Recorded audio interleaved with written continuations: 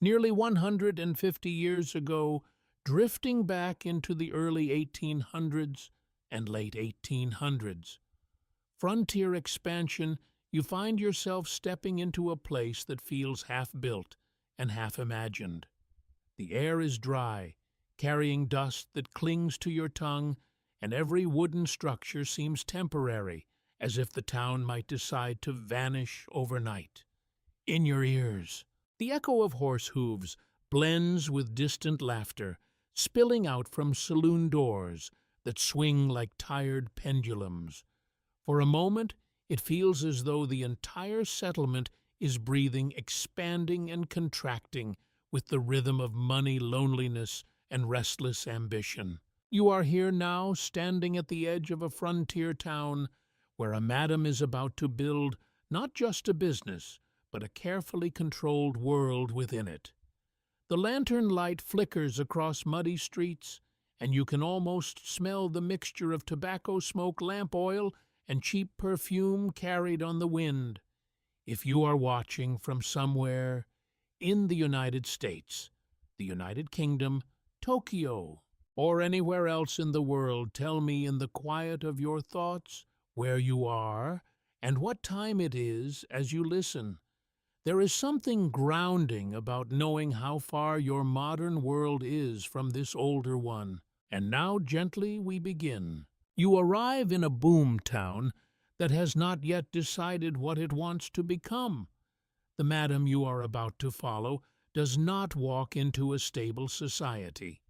She walks into opportunity disguised as chaos.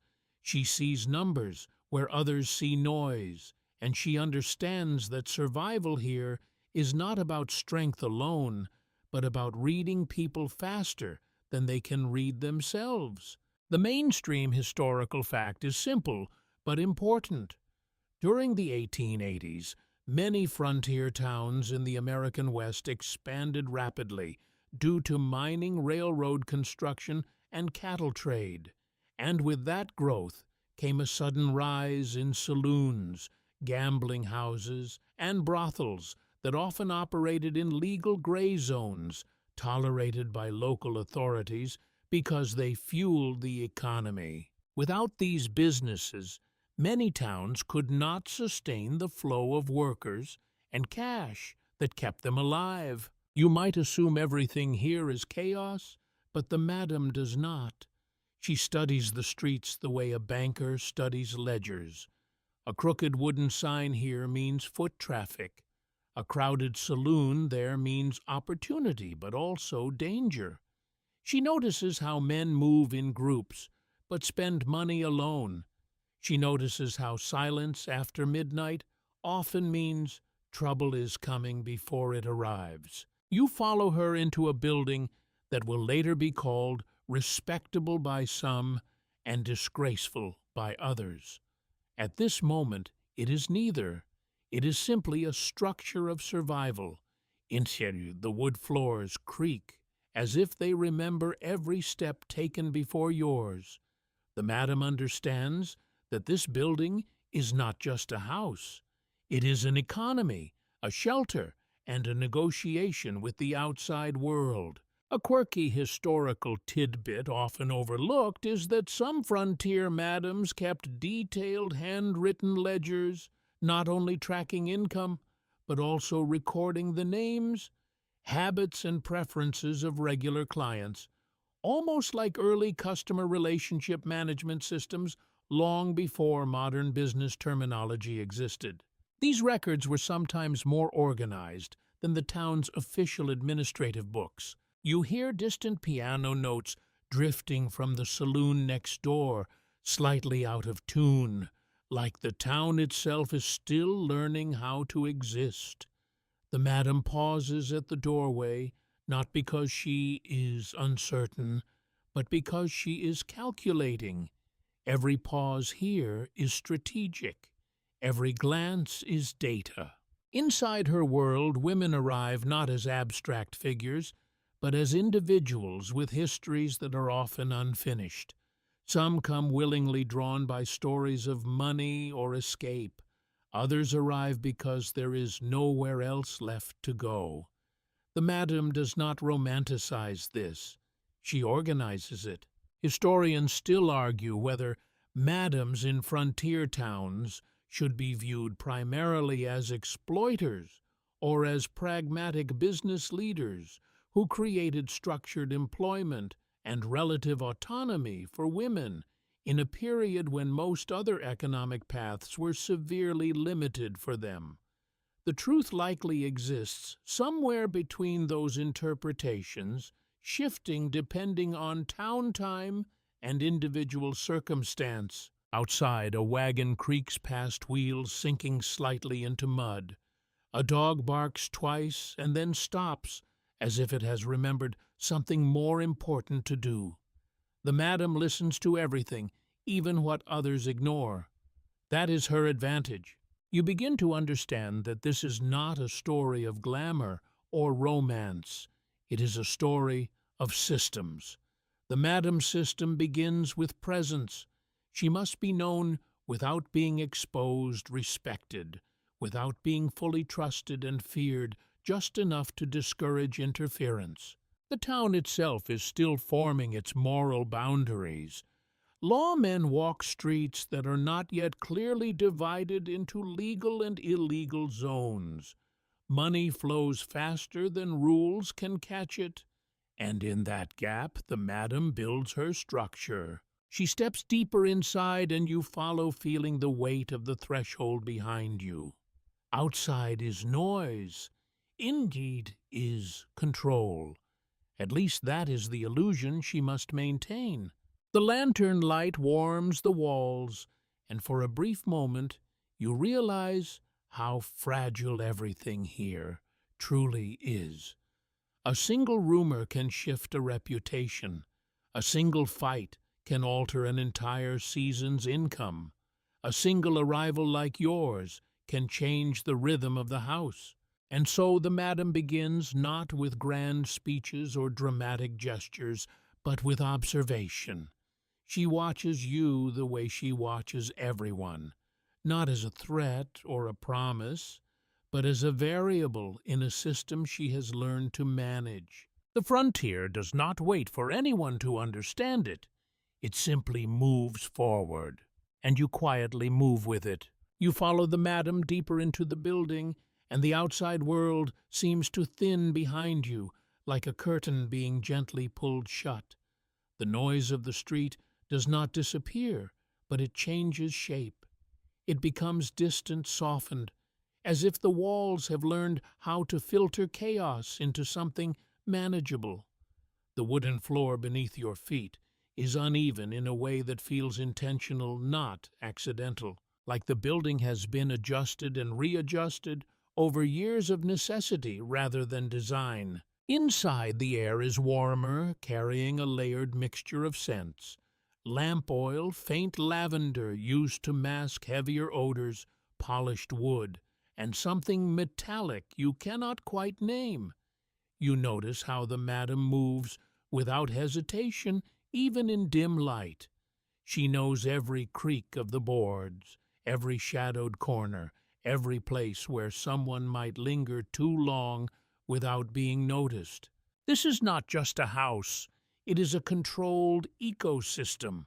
The mainstream historical fact here is that many frontier boarding houses and brothels in the 1880s, American West, were structured with strict internal room hierarchies, where rooms closer to the front or upper floors often commanded higher prices due to perceived privacy, safety, and status, reflecting early forms of spatial pricing in informal economies. You are guided past a narrow hallway where doors line both sides. Each door is slightly different. Some are painted, some left raw. Some have small decorative touches, as if their occupants are quietly competing for identity within a system that otherwise tries to standardize them. You realize quickly that this place is organized, but not in a way that resembles anything official. It is organization born from necessity, not regulation. A quirky but often forgotten detail from historical accounts is that some madams in frontier towns were known to keep small house rituals before peak business hours, such as lighting specific lamps in a certain order or playing particular piano tunes, believing it helped regulate mood energy and even customer spending behavior, long before anyone would call it behavioral economics. The madam pauses near a half-open door and listens. You hear faint movement inside. A voice laughs softly, then fades. She does not enter yet. Instead, she lets you observe how timing itself is part of her control. Nothing in her world is rushed unless it is necessary. You begin to understand that daily life here is not chaotic improvisation. It is structured unpredictability. The women inside this house are not simply waiting rooms of human experience. They are part of a rotating system of availability, rest, appearance, and performance. She finally opens the door and steps inside. You follow. The room is modest but carefully arranged. A small bed, a wash basin, a chair near the window. Nothing excessive but nothing careless either. You notice immediately how clean it is. Cleanliness here is not aesthetic alone. It is business strategy. Reputation depends on it. She explains nothing, yet everything is implied. You are not just witnessing a space. You are witnessing infrastructure. Historians still argue whether madams exercise true economic independence within these systems, or whether their success was still ultimately constrained by male-dominated legal and financial structures that could intervene at any time, reshaping or dismantling their operations depending on shifting moral or political pressures. Outside the room, footsteps pass in the hallway. Slow, deliberate. Someone pauses briefly near another door, then continues on. The madam does not react.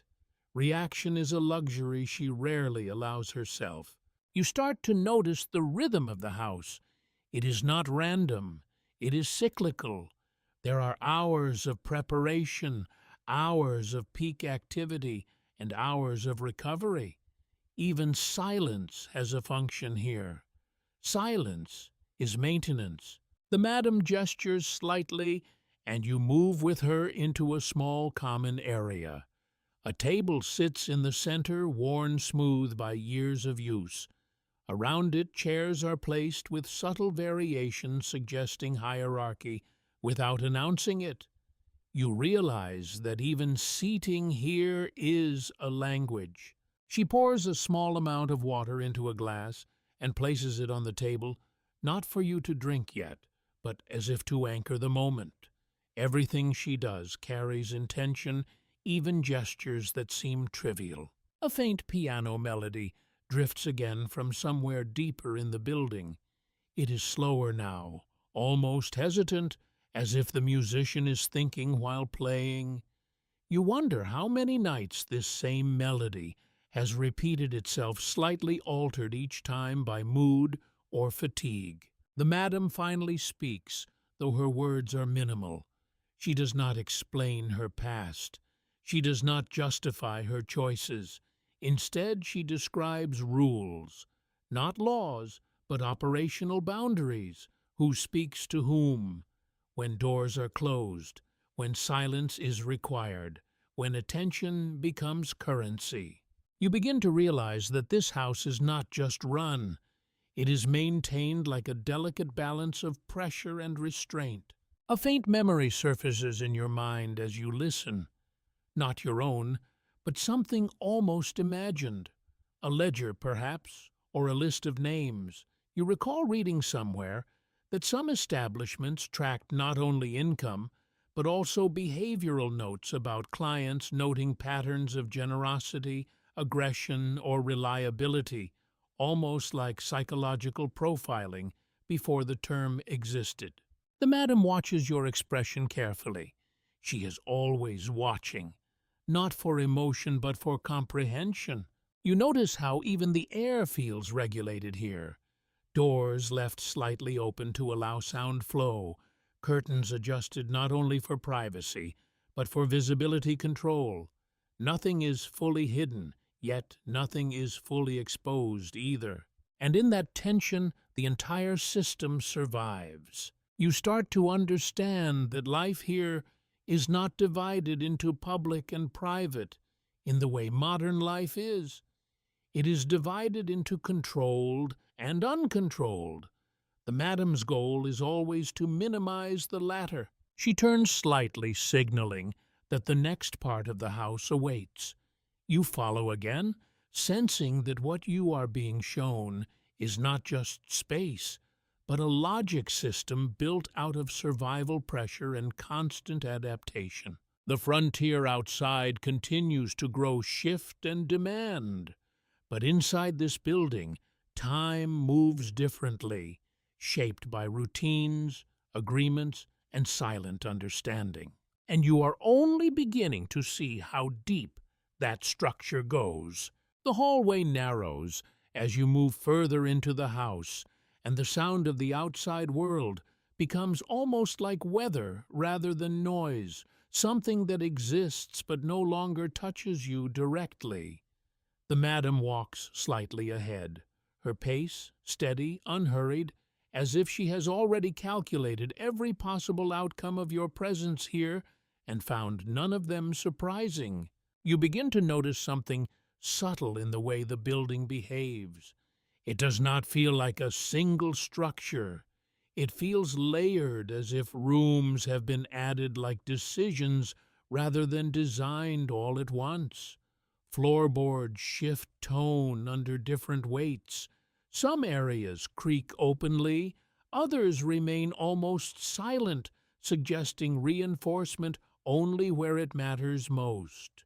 This is where you start to understand the first real truth of her world. Nothing here survives by chance. The mainstream historical fact is that in many American frontier towns during the 1880s, informal businesses such as brothels often operated under tolerated local arrangements where enforcement of morality laws depended heavily on economic needs, seasonal labor cycles, and the discretion of sheriffs and town councils, rather than consistent legal application. You pass a partially open door and catch a glimpse of movement inside.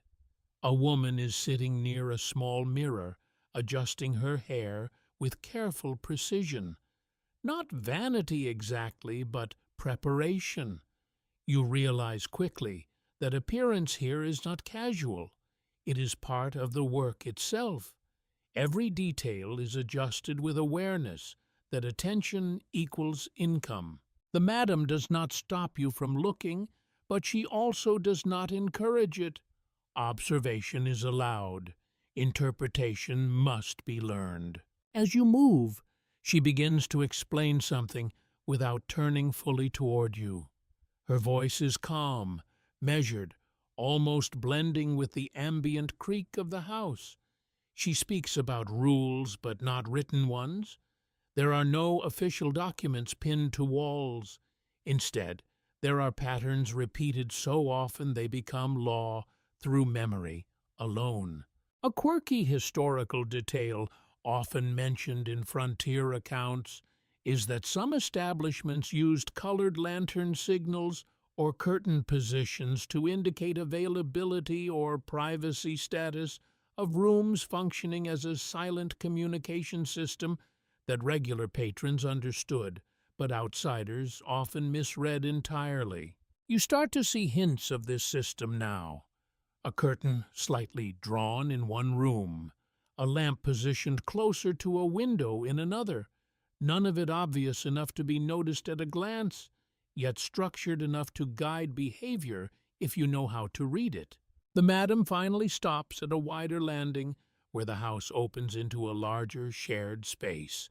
Here, the air feels different, less enclosed, more socially charged. You sense that this is where interaction is curated rather than contained. She gestures slightly, and you sit where indicated. It is not a command, but it is not optional either. The difference between suggestion and authority is very thin here. Historians still argue whether madams functioned more like independent entrepreneurs or whether they were embedded within broader informal economies controlled by male-dominated political and criminal networks that shaped pricing protection and operational stability behind the scenes. You listen as she continues explaining the rhythm of the house. There are hours when the building is quiet enough for maintenance, hours when preparation dominates, hours when attention peaks and everything else becomes background. You realize that time here is not measured only by clocks, but by demand cycles. Outside, a wagon passes again. The sound is heavier now, slower, as if the town itself is adjusting to the weight of the evening. Somewhere in the distance, a dog barks once and stops. Even animals seem to understand when noise becomes unnecessary. You notice a ledger on the table nearby. It is not hidden, but not displayed either. The pages are worn at the edges, ink slightly faded. You do not see what is written, but you understand what it represents. Records, patterns, memory turned into structure. The madam follows your glance, but does not comment immediately. Instead, she allows silence to settle as if testing whether you understand the value of what is not said. Then she speaks again. She explains recruitment, though she does not use that word. She describes how women arrive here. Some come from other towns after losing work. Some are escaping marriages or debts. Others arrive after hearing exaggerated stories of wealth that never fully match reality. Each arrival is evaluated not emotionally, but practically. Can they adapt? Can they survive the rhythm? Can they be managed without disrupting the system? You begin to realize that her authority is not loud. It is selective. She does not control everything. She controls access. Another often overlooked detail from historical records is that some madams developed informal mentorship structures within their establishments, pairing experienced women with newcomers to teach etiquette, negotiation tactics, and safety awareness, creating internal knowledge systems that mirrored apprenticeship models in other frontier trades. You glance again at the rooms surrounding you and begin to see them differently. Not as private spaces, but as nodes in a network, each one temporarily occupied, each one contributing to a larger flow of income, attention, and risk. The madam finally leans slightly against the wall, her posture relaxed but alert. She is never fully at rest, even when still. You notice this now. Even her pauses are active. She tells you something important without emphasis. In this town, reputation moves faster than law. A rumor can close a house faster than a sheriff can.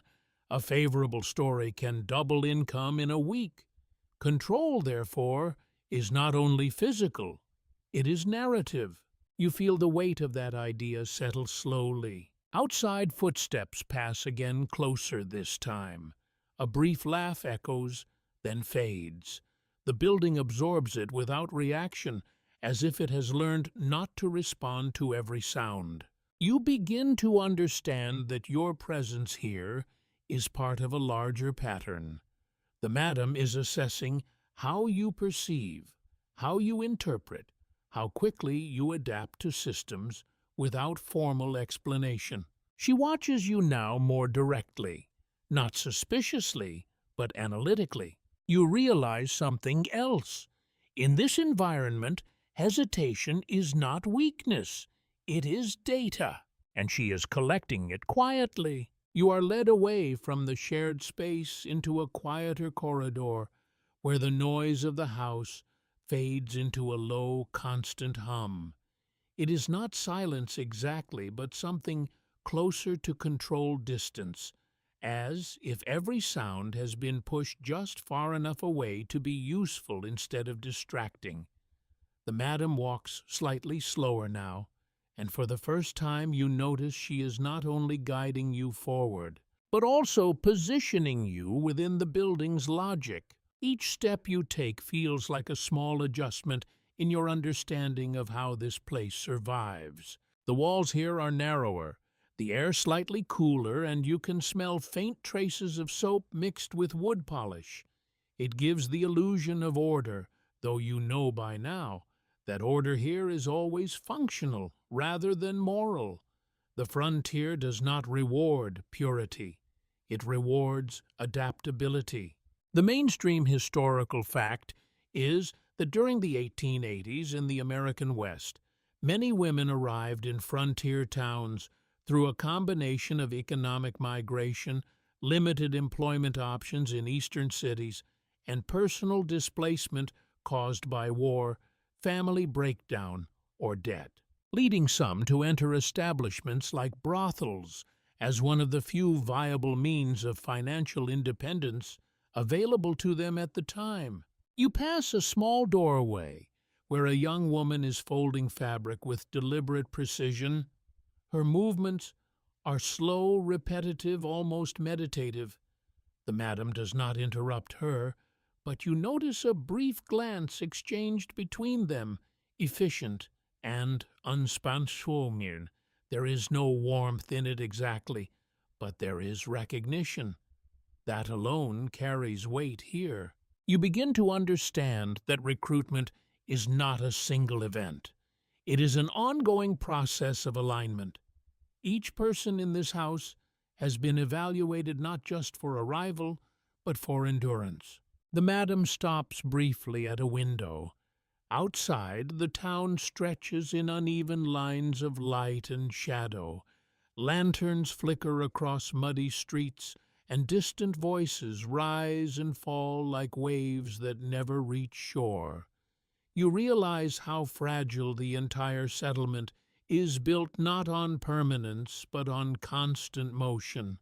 A quirky but often overlooked historical detail is that some frontier establishments reportedly used coded visitor patterns where frequent clients were remembered not only by name, but by behavioral cues such as preferred rooms, spending habits, and even conversation style, forming informal psychological profiles that help staff anticipate demands and reduce conflict. You glance back at the corridor behind you and notice how easily you could get lost here without guidance. Nothing is symmetrical, nothing is standardized, yet everything still functions. That contradiction becomes harder to ignore. The madam resumes walking, and you follow into a slightly larger room that appears to function as both storage and preparation space. Clothing is neatly arranged in sections, some items more elaborate than others. Mirrors line one wall not for vanity alone, but for checking posture, appearance, and presentation angles. You start to see how performance is embedded into daily life here, not as exception, but as routine. She begins to speak again, and this time her tone carries a subtle shift. Not softer, not harsher, but more instructional. She explains selection. Not everyone who arrives is kept. Not everyone who stays remains in the same position. People are evaluated continuously, though never formally acknowledged as such. Adaptation determines survival more than loyalty. Historians still argue whether madams in frontier towns held genuine long-term autonomy over their businesses, or whether their apparent independence was always vulnerable to sudden legal intervention, shifting local alliances, or financial pressure from outside interests that could reshape or dismantle operations with little warning. You notice how she never raises her voice. Authority here does not need amplification. It exists in structure, not volume. A faint sound of footsteps echoes from above. then fades. The building feels multi-layered now, like a machine with hidden compartments rather than a simple house. You begin to imagine how many systems operate simultaneously within it without ever fully revealing themselves. The madam pauses near another mirror and adjusts something almost imperceptibly in her posture. Not vanity, but calibration. Even she is part of the system she maintains. She tells you something important without framing it as importance. Reputation is not fixed. It moves through the town like weather.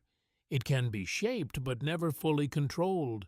It requires constant maintenance, like a fire that must be fed but not allowed to spread.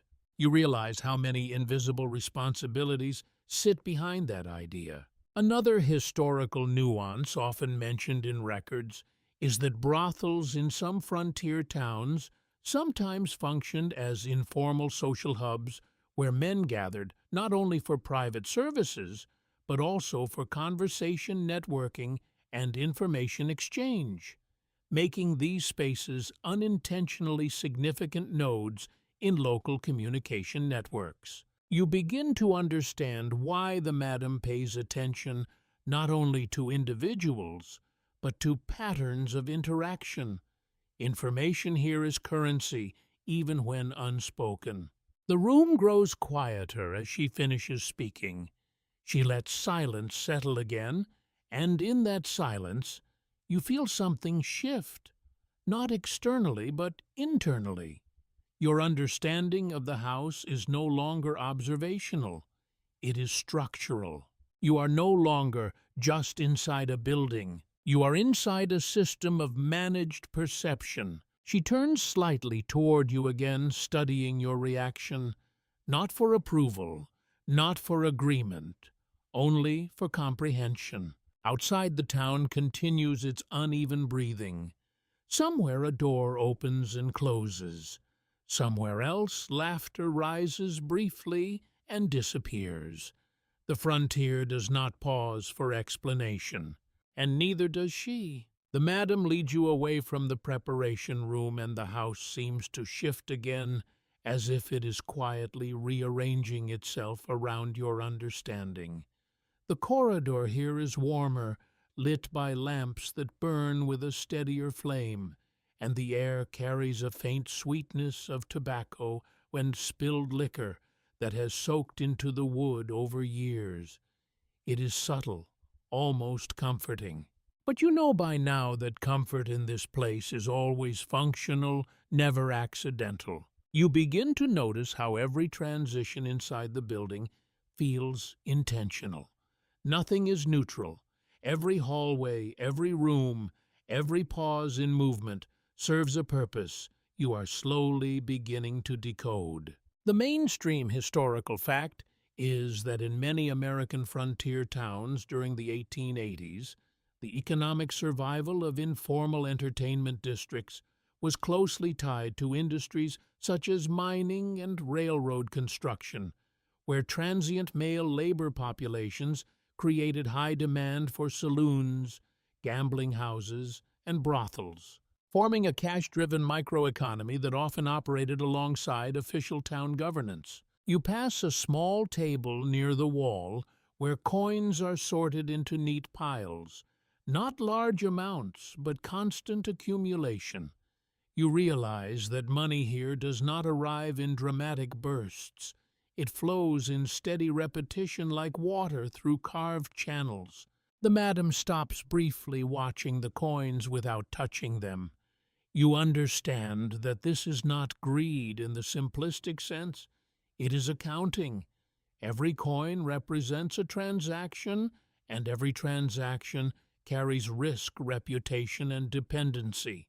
A quirky, but often overlooked historical detail is that some madams kept separate financial logs for different categories of income, sometimes distinguishing between room fees, beverage sales, entertainment services, and protection arrangements, creating an informal multi-stream revenue structure long before modern business segmentation terminology existed. You notice how the house itself reflects this segmentation. Different rooms are associated with different levels of privacy, cost, and expectation. Nothing is uniform.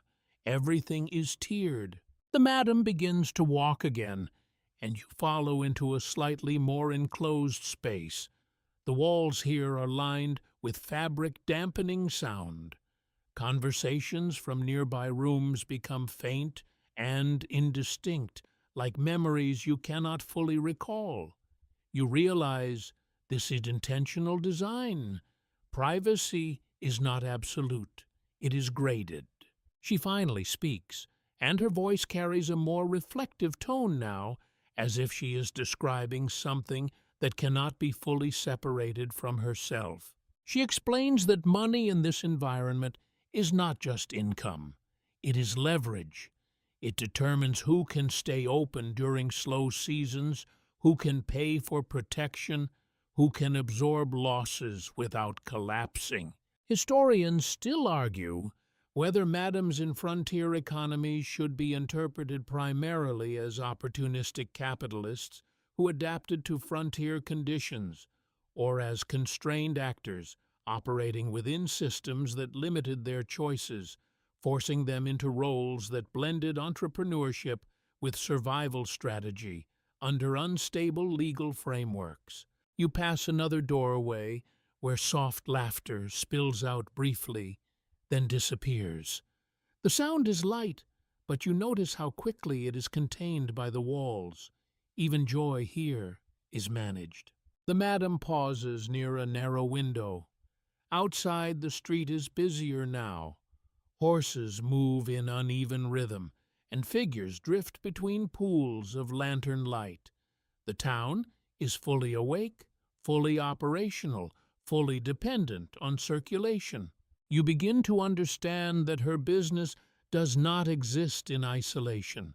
It is embedded within this larger flow of labor exhaustion and temporary settlement. She gestures slightly toward the window, not pointing but indicating context. She explains that during peak construction periods, towns like this could double or triple in population within months, creating sudden surges in demand for housing, mood, and entertainment services, followed by equally sharp declines when projects moved elsewhere. You realize how unstable everything is. A brief historical nuance often noted in frontier accounts is that economic booms and busts in mining and railroad towns created highly volatile social environments where businesses like brothels could experience rapid financial growth followed by sudden collapse, forcing owners to constantly adapt pricing, staffing, and security strategies to survive shifting populations.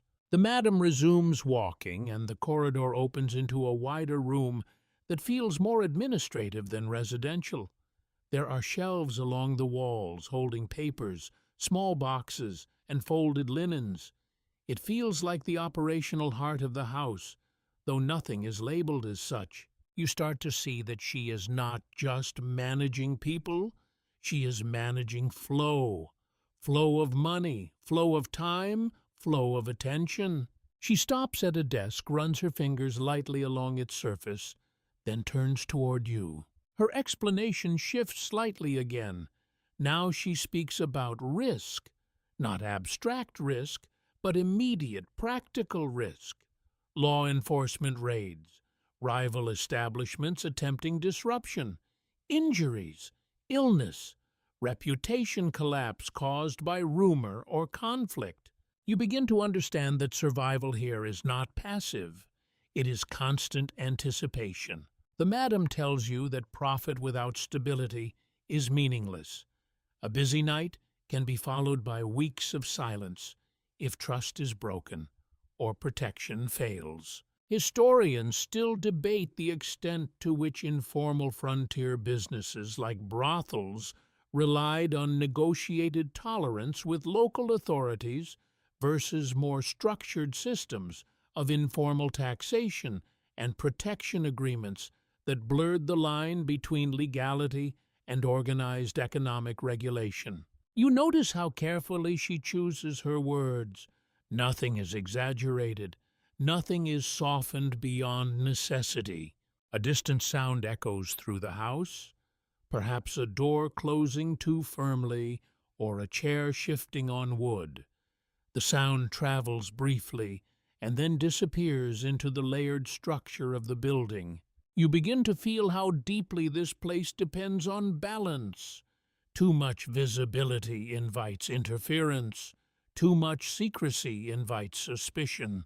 The madam's role is to keep both forces in unstable equilibrium. She looks at you again, and for a moment you feel the weight of evaluation more directly. Not judgment, but measurement. You realize that everything you have seen so far is not just explanation, it is testing. She is showing you systems while observing how you interpret them. Outside, the town continues to move, expand and contract under its own logic. Inside, the house remains steady, but only because it is constantly adjusting, and you are beginning to understand that stability here is never still. It is maintained continuously. The madam does not rush you into the next space. Instead, she allows a brief pause in the movement, as if to let what you have just learned settle into the structure of your understanding. The house feels quieter here, though you now realize that quiet is never absence of activity. It is only activity pushed out of hearing range. You stand in a narrow passage where light bends softly through frosted glass. It diffuses the outside world into pale shapes, reducing everything into suggestion rather than detail. It feels intentional, like the building is deciding how much of reality you are allowed to perceive at once. The madam adjusts her coat slightly, not for warmth, but for posture. Even her stillness communicates something. In this environment, nothing is neutral, not even waiting. The mainstream historical fact is that clothing and appearance in frontier towns during the 1880s were not merely personal choices, but often functioned as social signals of status, occupation, and economic role, especially in entertainment districts where visual presentation directly influenced income and reputation. You begin to notice how this principle extends throughout the house. Every woman you have glimpsed so far carries herself differently, not randomly, but according to an internal logic of visibility. Some appear more elaborate, others more subdued, but none are accidental. The madam leads you toward a room where fabric is stored in organized stacks. Dresses, shawls, gloves, ribbons. Some are simple, others more ornate. You realize quickly that these are not just garments. They are tools. She picks up a piece of fabric and lets it fall through her fingers slowly. The gesture is almost instructional. You understand that presentation here is part of survival strategy, not decoration. A quirky but often overlooked historical detail is that some frontier establishments reportedly maintained shared wardrobes where clothing was rotated, repaired, and repurposed among women working in the same house, creating a practical system of resource management that reduced cost while maintaining a consistent visual standard for clients. You watch as she places the fabric back into its stack with careful precision. Nothing is rushed. Everything is maintained in order, because disorder costs money, time, and reputation. She begins to speak again, her tone steady and grounded. She explains that appearance is not only about attraction, it is about control of perception. In a town where strangers arrive daily, first impressions are often the only impressions that matter. You start to understand how deeply this logic extends beyond clothing. It applies to rooms, lighting, even sound. Historians still argue whether the visual culture of frontier entertainment districts reflected genuine self-expression among women working in those environments, or whether it was primarily shaped by market demands and male customer expectations that defined aesthetic standards through economic pressure rather than personal choice. The madam moves to a mirror and adjusts the angle slightly. You realize she is not looking at herself in a personal sense. She is evaluating presentation as a system. Even reflection becomes analytical here. Outside, you hear a wagon pass again. The sound is slower now, heavier, as if the town itself is settling into the deeper rhythm of night. Somewhere far away, a piano plays a short sequence, then stops abruptly. You notice how silence is rarely pure. It is always interrupted, always layered with residual sound. The madam gestures for you to follow again, and you move into a smaller adjoining space where lighting is softer and more controlled. Here the air feels slightly different, almost warmer, as if the room is designed for conversation rather than movement. She explains something important without raising emphasis. The house must always appear stable to those outside it. Stability is part of the service. If customers perceive instability, they leave. If lawmen perceive instability, they intervene. If rivals perceive instability, they attack. You realize that stability here is not emotional. It is performative. A subtle historical nuance often mentioned in studies of frontier economies is that entertainment districts frequently develop their own informal branding systems where reputation, visual presentation, and word of mouth operated as interconnected economic forces that influenced customer flow as much as price or location. You glance around the room again and begin to see it differently. The lighting is not soft for comfort. It is calibrated for mood control. The spacing of furniture is not casual. It is designed for conversation flow and movement restriction. The madam sits briefly at the edge of a table, not because she is tired, but because sitting changes perspective. She looks up at you as if inviting you to see the structure from a different angle. She tells you that control in her world is rarely direct. It is indirect, distributed across environment, routine, and expectation. You begin to notice how often she uses space itself as instruction. Where to stand, where to pause, where to look. The house is teaching you without announcing that it is teaching. Historians still debate whether madams exercised intentional psychological design in arranging interior spaces to influence behavior, or whether these arrangements emerged organically from repeated practical adjustments over time that only later appear systematic in hindsight. You feel a shift in your understanding again. What once seemed like a simple building now feels like an adaptive organism constantly reorganizing itself in response to demand, risk, and opportunity. The madam stands again and moves toward the door. The lesson for now is complete, though nothing is ever truly complete here. As you follow her out, you realize something subtle but important. You are no longer only observing this world. You are beginning to be incorporated into how it explains itself, and that realization changes everything. You follow the madam out of the softly lit room, and the house seems to tighten again around your presence, as if it has noticed your deeper awareness and adjusted accordingly. The corridor ahead is slightly darker now, not in a threatening way, but in a way that feels more private, more deliberate. You can still hear the distant life of the building, but it arrives in fragments rather than flow. Every step you take feels quieter than the last, as though the floor itself is learning your rhythm. The madam does not speak immediately. Instead, she allows the silence to stretch just long enough for you to feel its weight. In her world, silence is never empty.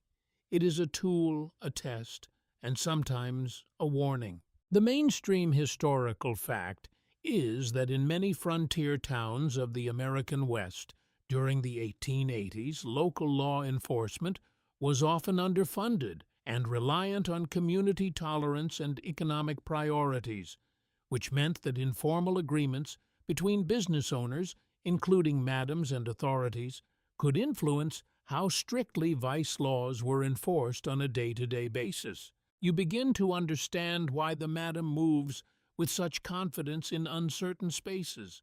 The law here is not a fixed presence. It is a negotiation that shifts depending on money-labor demand and political convenience. She leads you toward a side entrance that opens into a narrower stairwell. The wood here is older, darker, worn smooth by constant use. You can almost feel the repetition of countless footsteps layered into the structure itself. A quirky but often overlooked historical detail is that some frontier brothels reportedly maintained informal protection arrangements with local sheriffs or deputies, which could involve regular payments, favors, or mutually beneficial agreements that ensured selective enforcement rather than full legal suppression. The madam places her hand lightly on the railing, not for support, but as if acknowledging the memory held in the structure. You notice how familiar she is with every corner of this building. It is not just her workplace. It is her mapped environment, her controlled territory. You reach a landing where a small window overlooks part of the street below. From here, the town looks different, less chaotic, more patterned. You see how movement clusters around saloons, how light gathers near entrances, how shadows pool in between. She gestures slightly downward. She explains that visibility is everything in this world, not just being seen, but how one is seen by whom and under what conditions. A single misunderstanding can shift the entire balance of a night's earnings or a week's reputation. Historians still argue whether the relationships between frontier madams and local law enforcement were primarily transactional, coercive, or cooperative in nature, with evidence suggesting that all three dynamics likely existed simultaneously, depending on time, place, and individual personalities involved. You notice a group of men gathering near a saloon entrance below. Their movements are loose, but purposeful, like they are orbiting something unseen. The madam watches them without judgment, only assessment. She continues walking, and you follow into a corridor that feels more restricted. The air is slightly heavier here, carrying the scent of tobacco and worn leather. It suggests proximity to the public side of the business, though still behind controlled boundaries. You begin to see how carefully this world is divided, not into public and private, but into layers of exposure. She stops near a closed door and speaks again, her voice calm but precise. She explains that protection is never guaranteed. It is conditional. It depends on reputation timing and the perceived benefit to those who enforce it. You realize that safety here is not a right. It is a maintained agreement. A subtle historical nuance often recorded in frontier accounts is that enforcement patterns in vice districts were frequently inconsistent, with some establishments facing sudden raids, while others operated openly for long periods, reflecting shifting political pressures, personal relationships, and economic dependencies within rapidly growing towns. You notice how she never frames anything as permanent. Everything is conditional, Everything depends on balance. She opens the door slightly and lets you look inside. You see a room that feels more functional than decorative. Chairs arranged for conversation, not rest. A counter surface worn by repeated use. This is not a private chamber. It is a threshold space between controlled interior and unpredictable exterior. The madam does not enter fully. Instead, she stands at the edge, showing you only what is necessary. She explains that this is where negotiation often begins. Not only financial negotiation, but social calibration. Who is welcome? Who is tolerated? Who is turned away? You start to understand that power here is not exercised through force alone. It is exercised through access. Historians still debate whether frontier madams derived more influence from their economic control over local cash flow or from their ability to manage social networks that connected laborers, law enforcement, and business owners within tightly interdependent town ecosystems. You feel the structure of it now more clearly. The madam is not simply managing a house. She is managing relationships between systems that depend on each other but do not fully trust each other. Outside, the sound of the town shifts again. A burst of laughter rises briefly, then fades. A horse snorts somewhere in the distance. The night continues its uneven rhythm. She closes the door gently and turns back toward you. For the first time, her expression is slightly less instructional and slightly more observational. You realize she is not only teaching you how her world works, she is also deciding how you fit into her understanding of it. And in this place, that decision carries weight. You are only beginning to feel. The madam does not immediately move forward after closing the door. Instead, she lingers in the corridor as if allowing the weight of what you have just seen to settle into the structure of your understanding.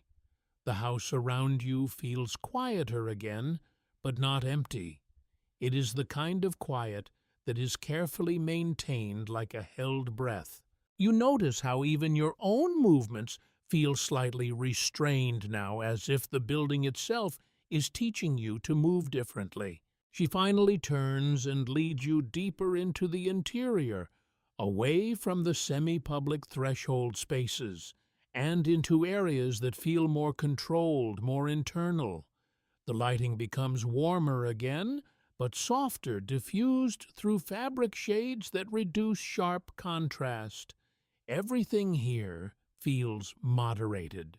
The mainstream historical fact is that many frontier brothels in the American West during the 1880s operated with internal organizational structures that included designated roles, such as housekeepers, bouncers, musicians, and senior workers who helped maintain order, cleanliness, and customer flow, effectively creating a layered hierarchy within what outsiders often mistakenly perceived as unstructured environments. You begin to see that this house is not simply a place of business.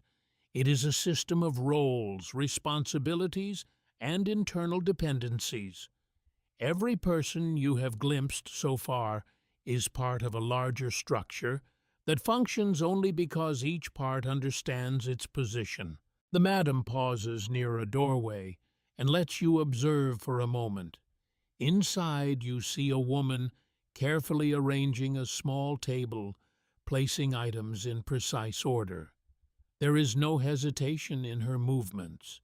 It is routine, practiced, almost automatic.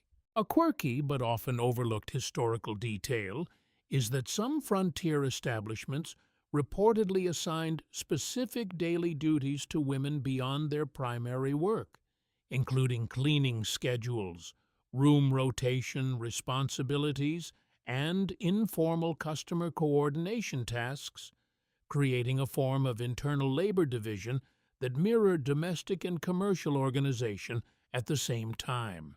You start to realize that what you once thought of as individual rooms are actually nodes in a coordinated system of activity. Nothing exists in isolation. Everything is connected through timing, expectation, and repetition. The madam continues walking, and you follow her into a slightly larger room that feels like a central hub. There are more chairs here arranged in loose patterns rather than strict alignment.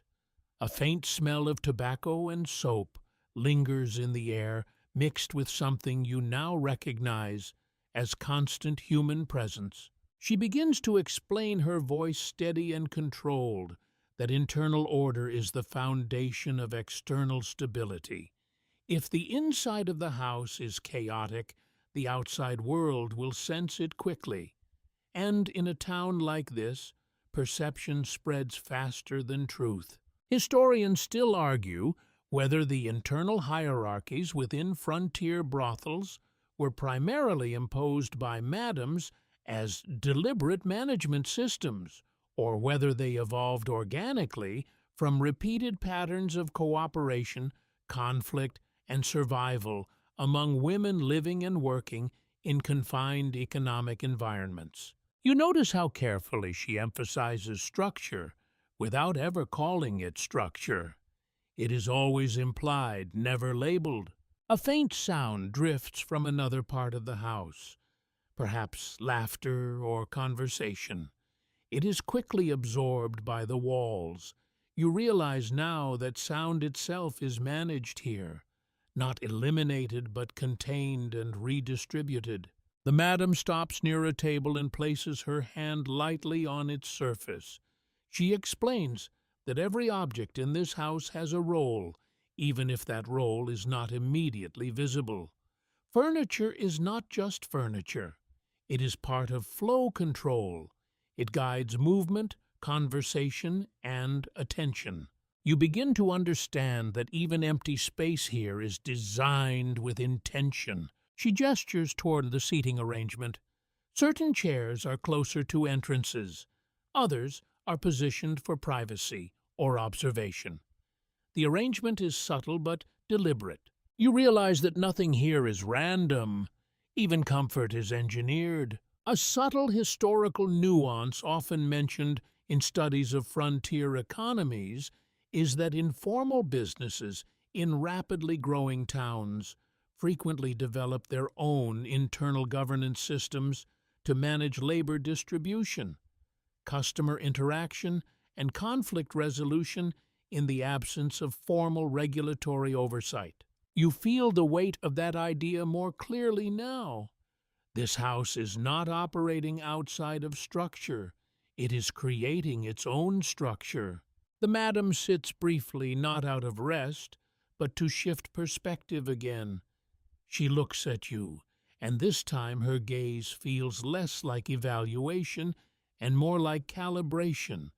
She is adjusting her understanding of how you interpret what you are seeing. You realize that your role here is no longer passive observation. You are part of the system she is explaining. Outside, the town continues its uneven rhythm. A bell rings somewhere in the distance, possibly marking time or signaling activity. The sound fades quickly, swallowed by the layered noise of the night. She stands again and moves toward another corridor, indicating that there is more to see. But before you follow, she pauses and speaks one final idea in this space. She says that stability is not something this house has. It is something it maintains. The difference is small, but in her world, it changes everything. You follow her once more, understanding now that every layer you enter is not just a deeper part of the building, but a deeper layer of how survival itself is organized here. And the structure is still far from fully revealed. You move with the madam into a quieter wing of the house, where the air feels slightly cooler and more controlled, as if even temperature is part of the design. The light here is dimmer softened by fabric and time, and the sounds of the busier rooms seem to dissolve into the walls before they can fully reach you. It feels less like walking through a building now, and more like moving through layers of intention. The madam slows her pace, and you notice how she occasionally glances at doors without opening them, as if reading the condition of each space simply by presence. You begin to understand that she does not need to enter every room to know what is happening inside. The mainstream historical fact is that medical care in many frontier towns during the 1880s was often informal and inconsistent, with limited access to trained physicians, leading many establishments, such as boarding houses and brothels, to rely on home remedies, visiting doctors, or informal health practices to manage illness and maintain daily operations. You pass a small side room where folded linens are stacked neatly. There is a faint smell of herbal mixtures, something used to mask illness or maintain cleanliness in environments where close human contact was constant and unavoidable. The madam pauses briefly here, not because of sentiment, but because this space represents vulnerability within the system. Illness is not just personal here, it is operational risk. A quirky but often overlooked historical detail is that some frontier establishments reportedly kept basic medical supplies, such as tinctures, herbal poultices, and disinfectants on hand, and in some cases relied on women within the house who had informal experience in caregiving to manage minor injuries and sickness before external help was available. You notice how practical everything is. There is no separation between care and survival. They are the same function expressed differently.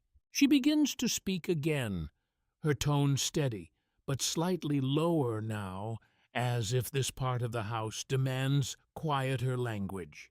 She explains that health is one of the most unpredictable variables in her world. A single outbreak of illness can disrupt income, reputation, and trust all at once. You realize that stability here depends not just on money or order, but on bodies functioning reliably under constant strain. Historians still argue whether frontier brothel owners acted primarily as caretakers in managing the health and safety of women in their establishments, or whether these practices were driven mainly by economic necessity to protect business continuity rather than humanitarian concern. You continue forward into another corridor where the walls feel slightly closer.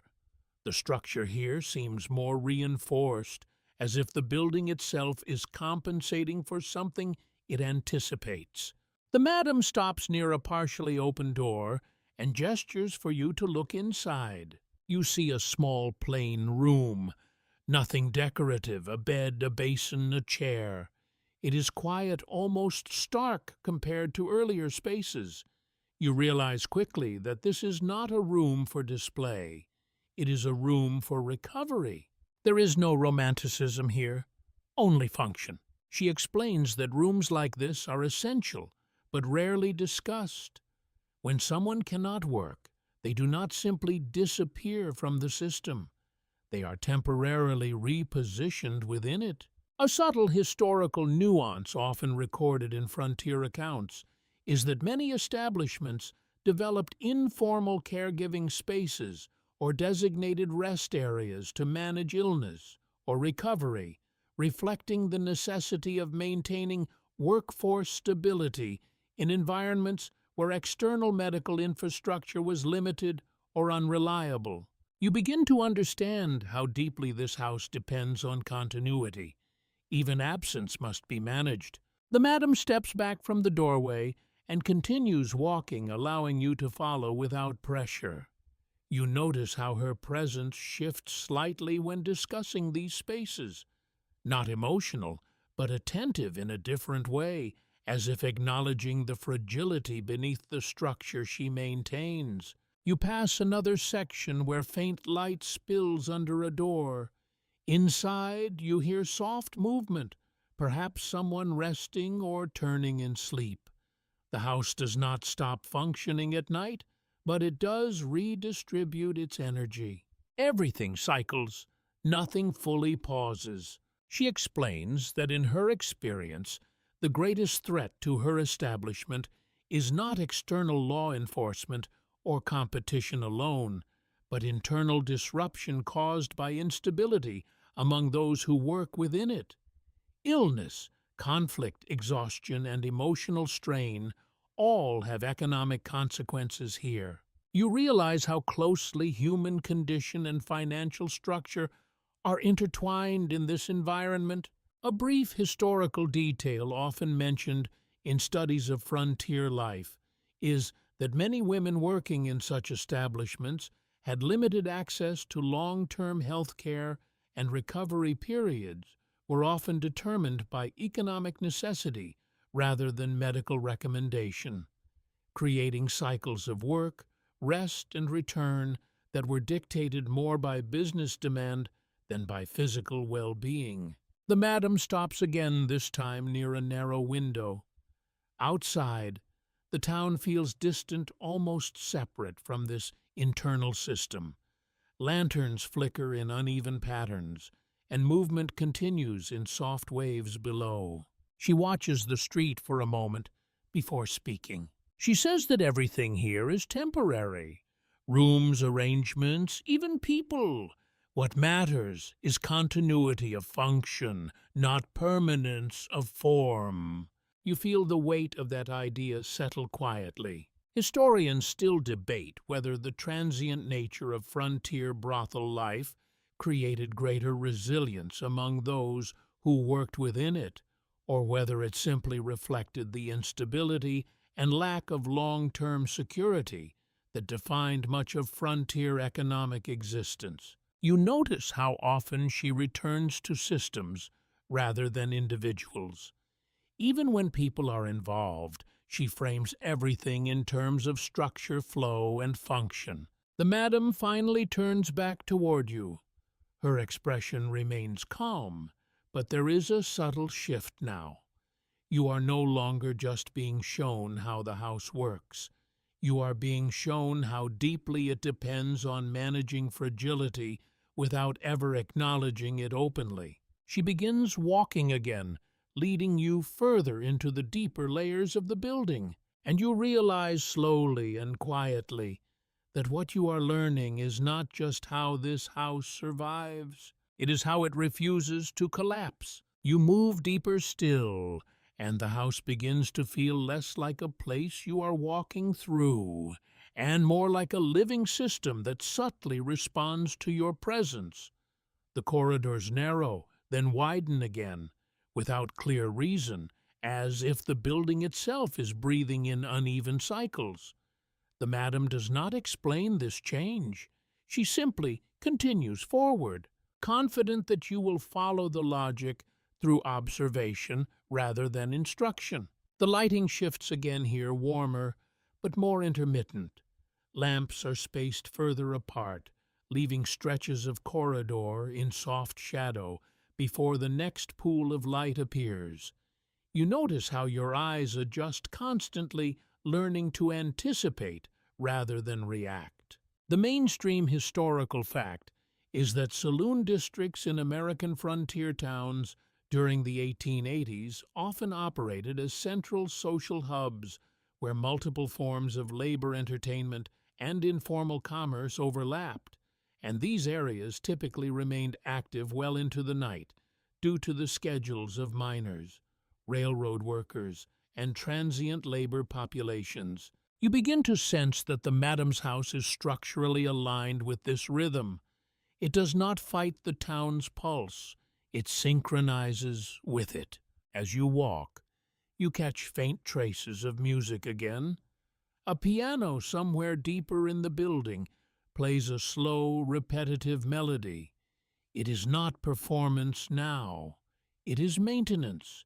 The repetition suggests familiarity, not audience. The madam pauses briefly at an intersection of corridors.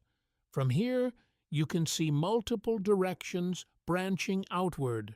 She does not choose immediately. Instead, she observes. You realize she is not navigating the building as much as she is reading it in real time.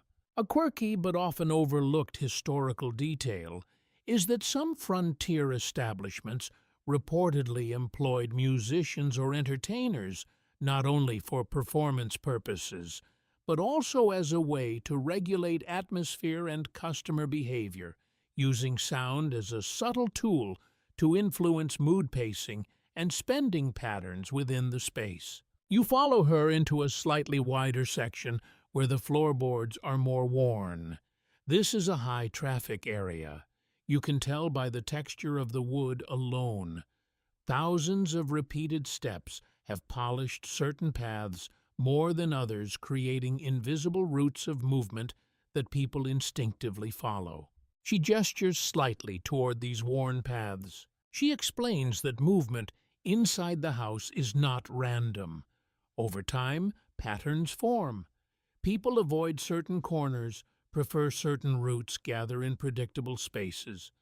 These patterns become part of how she manages flow without needing direct instruction.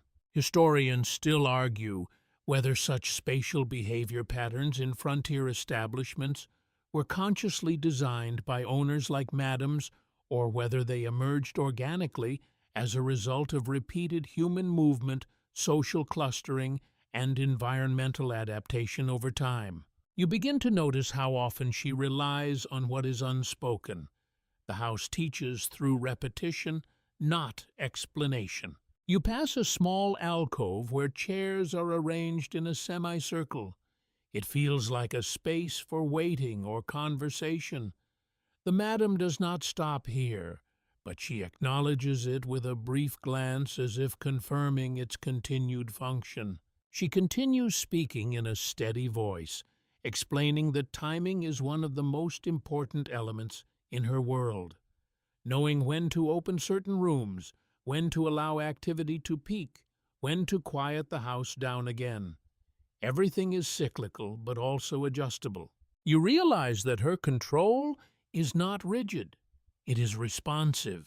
A subtle historical nuance often recorded in frontier accounts is that many brothel owners adapted their operations dynamically based on external factors such as seasonal labor shifts, weather conditions, mining outputs, and transportation schedules, demonstrating a high degree of economic flexibility in informal frontier markets. You feel the complexity of that now. This is not static management. It is constant recalibration. The madam stops again near a doorway that is slightly more reinforced than others. The wood here is thicker, the frame more solid. She does not open it yet. Instead, she stands beside it as if letting you feel its presence before revealing its purpose. She tells you that certain rooms are reserved for specific conditions. Not punishment, not reward, but function. Every space has a role in maintaining balance when unexpected events occur. You notice how carefully she avoids emotional language when describing structure. Everything is framed as necessity. The house feels quieter again, though you know it is still active. The difference now is that you are beginning to recognize its layers. What once felt like silence now feels like controlled distribution of sound. She finally opens the door. Inside is a space that feels more contained, more private, almost protective. The air is still. The lighting is minimal. You sense immediately that this room serves a different purpose than those you have seen so far. She does not enter fully. She only allows you to see. She explains that in her world not all activity is visible at once. Some things must remain out of circulation temporarily to preserve the stability of the system. Historians still debate whether the internal organization of frontier brothels included formalized segregation of spaces based on social, economic, or operational function, or whether these divisions were informal practices that evolved gradually without explicit structural planning. You step back slightly from the doorway, sensing the layered meaning of what you have just been shown. This is not just space management. It is risk management, reputation management, and emotional containment all at once. The madam closes the door gently and turns back toward you. For the first time in a while, she does not immediately move forward. Instead, she looks at you as if confirming that you are still following the structure rather than just the surface. And you realize something quietly unsettling. You are no longer being guided through a house. You are being guided through a system of survival that has learned to disguise itself as a building. You move forward again, but something subtle has changed in the way the madam leads you. The pace is slightly slower now, more deliberate, as if she is no longer just showing you the structure of the house, but measuring how you carry that structure within your understanding. The corridor ahead is quieter but not empty. You can sense life behind closed doors, not as sound, but as pressure against silence. The house feels layered again, like multiple conversations happening just beyond hearing range, none of them fully accessible at once. The madam adjusts her path without hesitation, taking a turn that feels less like navigation and more like recognition. You begin to understand that she is not learning the house as she moves through it. She already knows it. Instead, she is deciding what you are allowed to notice. The mainstream historical fact is that rival entertainment districts in American frontier towns during the 1880s often formed within close proximity to one another, creating competitive clusters of saloons, gambling halls, and brothels that relied heavily on reputation pricing and perceived safety to attract and retain clientele in rapidly changing boomtown economies. You begin to feel that competition even here inside the walls, not openly, but structurally. Every establishment in town is part of a larger invisible marketplace of attention and trust. You pass a doorway where faint voices rise and fall in conversation. The tone is relaxed, but you cannot make out words. The sound is deliberately contained, like a secret that is allowed to exist only within limits.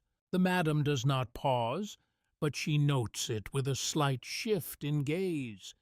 You realize she is constantly tracking activity across the entire building without ever needing to stop moving. A quirky but often overlooked historical detail is that some frontier brothels reportedly adjusted pricing and room allocation based on external factors such as paydays from mining camps, arrival of railroad crews, or seasonal cattle drives, reflecting a highly responsive economic model tied directly to labor migration patterns. You start to see how deeply external forces shape the internal rhythm of this house. It does not exist apart from the town. It exists because of it. The corridor opens into a slightly wider section where the ceiling feels higher. The air here is more open, but still controlled. You notice small details in the woodwork's subtle marks of repair and reinforcement evidence that this building has been maintained continuously rather than built once and left unchanged. The madam stops briefly, allowing you to observe the space. She explains that maintenance is not occasional here. It is constant. Floors are repaired in sections so that no area ever fully shuts down. Walls are reinforced gradually so that structural weakness is addressed before it becomes visible.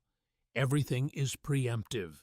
Historians still argue whether frontier madams operated with formalized long-term business planning strategies or whether their success was primarily due to adaptive short-term decision-making shaped by necessity, intuition, and rapidly changing local conditions.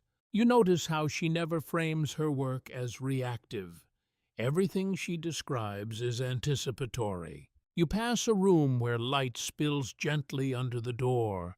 Inside movement is slow, almost rhythmic. You cannot see clearly, but you sense preparation rather than activity. The house is constantly shifting between states of readiness.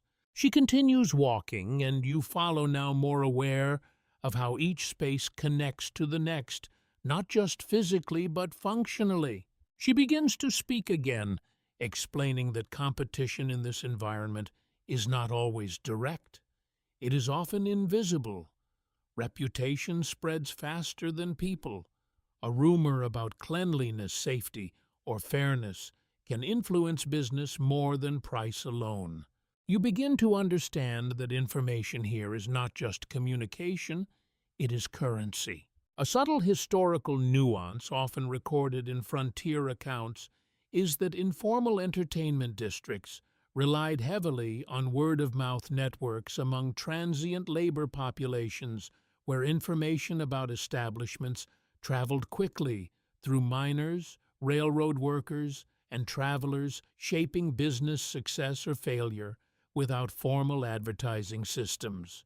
You realize that every person passing through this town is also a carrier of information, whether they intend to be or not. The madam slows slightly near another intersection of corridors. She does not choose immediately, and for a brief moment you feel the branching possibilities of the house again, as if multiple paths exist, but only one is relevant at any given time. She finally turns and leads you into a more enclosed passage. Here the air feels more contained. The walls are closer. The sound of the town outside is reduced to a distant vibration. You begin to sense that you are moving deeper into the operational core of the building. She tells you that reputation is fragile. It can take months to build and moments to damage. In a town where information moves quickly and judgment is often based on incomplete understanding, perception becomes reality. Historians still debate whether reputation management in frontier brothels functioned as a deliberate strategic practice or emerged as an unavoidable necessity in environments where survival depended heavily on public perception and informal community judgment. You notice how carefully she constructs meaning without emotional framing. There is no moral judgment in her explanation, only systems, consequences, and adaptation. The corridor opens slightly again, revealing another space ahead, but she does not immediately enter. Instead, she turns to you, studying your awareness more directly now. It feels less like instruction and more like evaluation. And you realize quietly that the deeper you go, the less this house is being shown to you, and the more it is being revealed through how you respond to it. The madam turns away from your gaze first, as if satisfied with whatever she has read in your expression, and continues forward into a narrower passage that feels more enclosed than anything you have seen so far. The air shifts again, here slightly warmer but heavier, carrying the faint trace of ink paper and something like old tobacco that has seeped into the walls over time. You begin to notice how the house has different temperatures of atmosphere, not physical heat, but emotional density. Some areas feel open and fluid, others tight and purposeful. This corridor feels like the latter. The mainstream historical fact is that record-keeping in many frontier businesses during the 1880s was often surprisingly detailed, with ledgers documenting income, expenses, debts, and client patterns, reflecting the necessity of structured financial management in unstable boomtown economies, where cash flow could fluctuate dramatically from week to week. You pass a small desk tucked into an alcove. On it sits a closed ledger, a pen resting beside it. Nothing is actively being written right now, but the presence of it feels continuous, like accounting is not an activity here, but a background condition of existence. The madam does not touch it, but she acknowledges it with a brief glance. You understand immediately that this is one of the control points of her entire system. A quirky but often overlooked historical detail is that some frontier madams maintained multiple ledgers for different purposes, including private income records, client credit tracking, and informal notes on reliability or behavior, sometimes even recording which individuals posed risks or required caution in future interactions. You begin to see that information itself is layered in this environment. Not all knowledge is shared equally. Some of it is operational, some protective, some strategic. The corridor opens slightly, revealing a small meeting space ahead. The chairs here are arranged more formally than in previous rooms, suggesting negotiation or discussion rather than casual interaction. The madam stops at the edge of the space and lets you observe before entering. She explains that much of her work is not visible to those who only see the surface of the house. There are negotiations that happen quietly, agreements that are never spoken aloud in public spaces, and arrangements that shape how the house operates from week to week. Historians still argue whether the financial systems of frontier brothels should be considered informal extensions of local economies or early forms of semi-regulated private enterprise operating alongside official institutions without full legal recognition.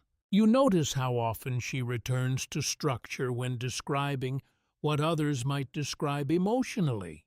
Even negotiation in her framing is a system of balance rather than conflict.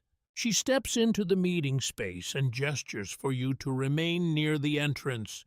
You comply without thinking too deeply about it now. You are learning the rhythm of her authority, which is quiet but consistent. Inside the room, you see signs of recent use. Chairs, slightly shifted faint impressions on cushions, the residue of conversation that has already ended. It feels like a space where decisions are made and then quickly absorbed back into the larger system of the house. The madam does not sit.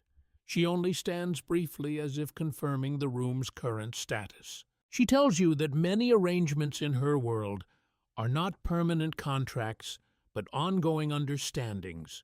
They shift with time, circumstance, and necessity.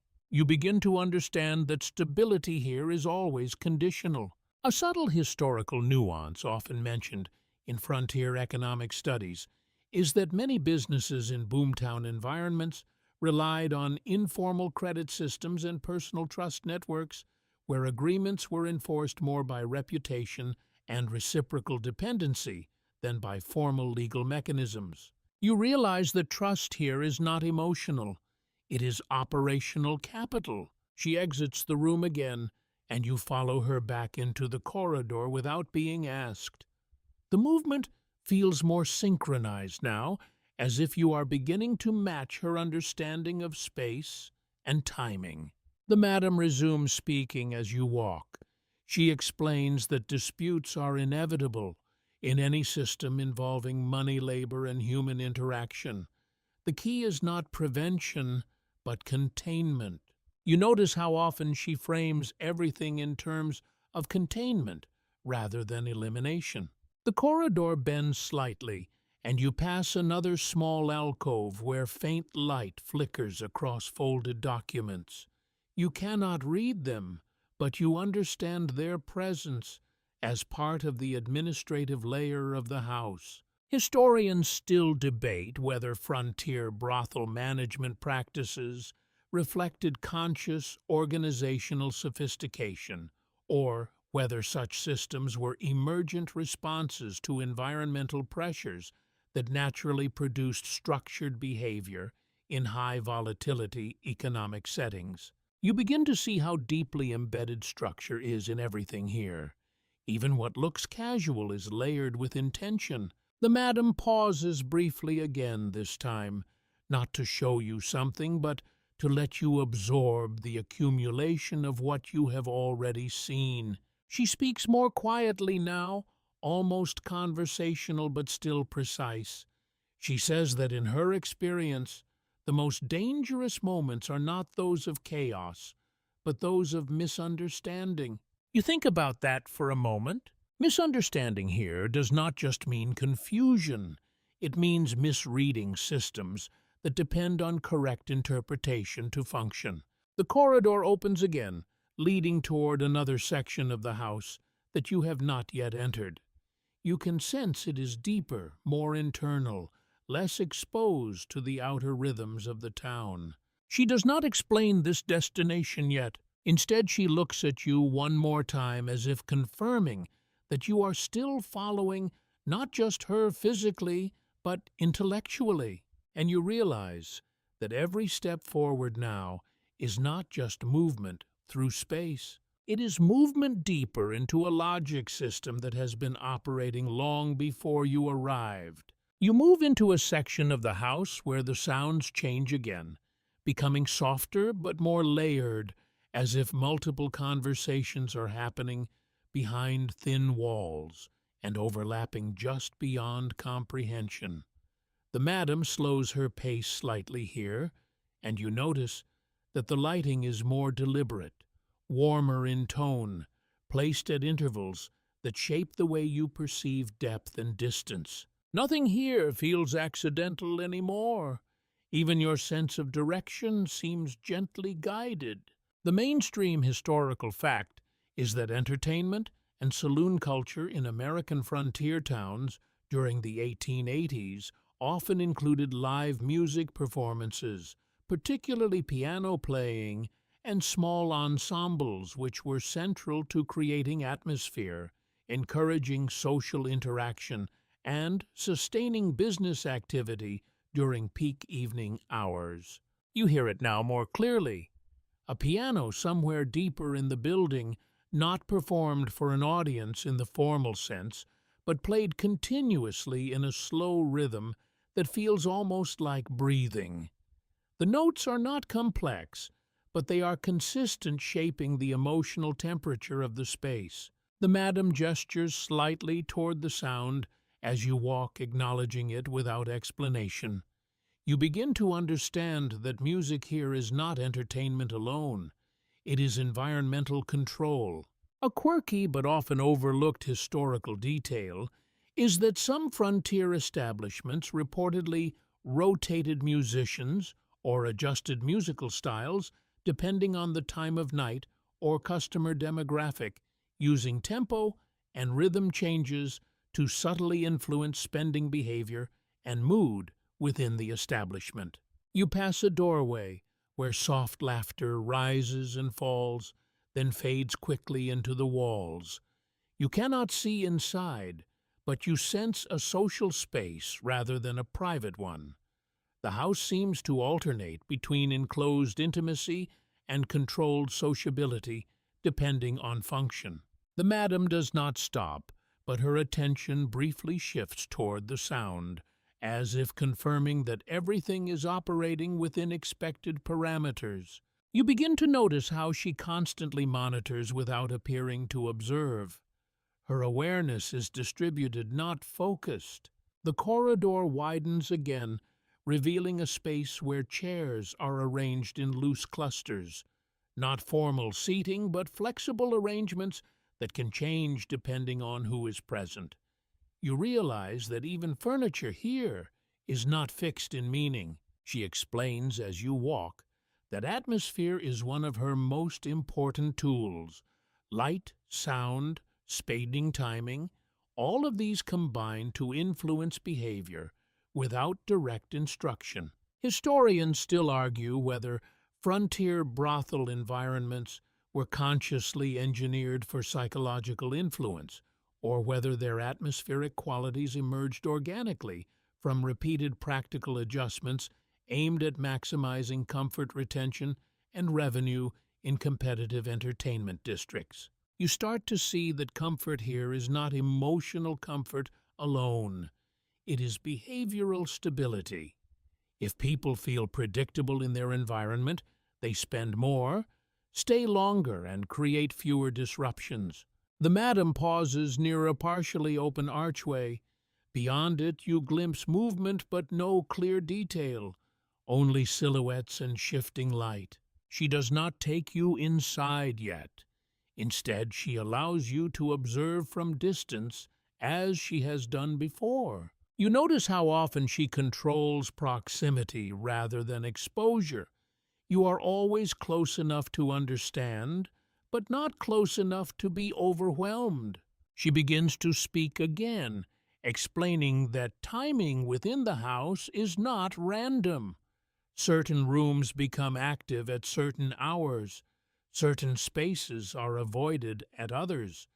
This rhythm is learned, not posted.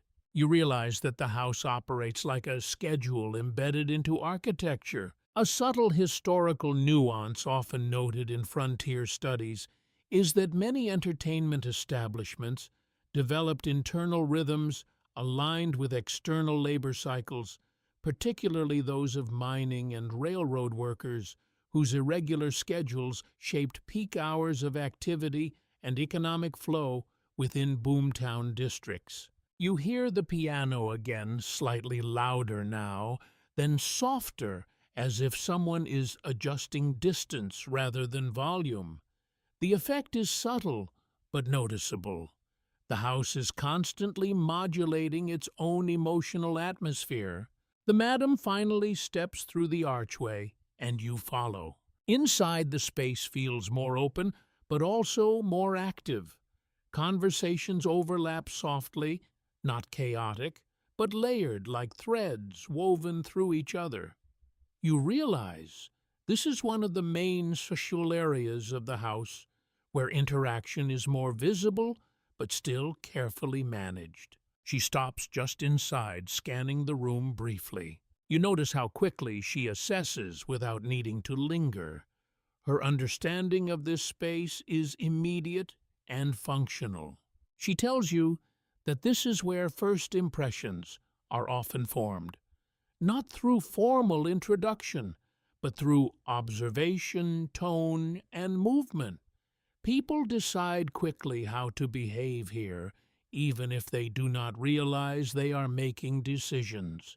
You begin to understand how much of this environment is built on subtle behavioral influence.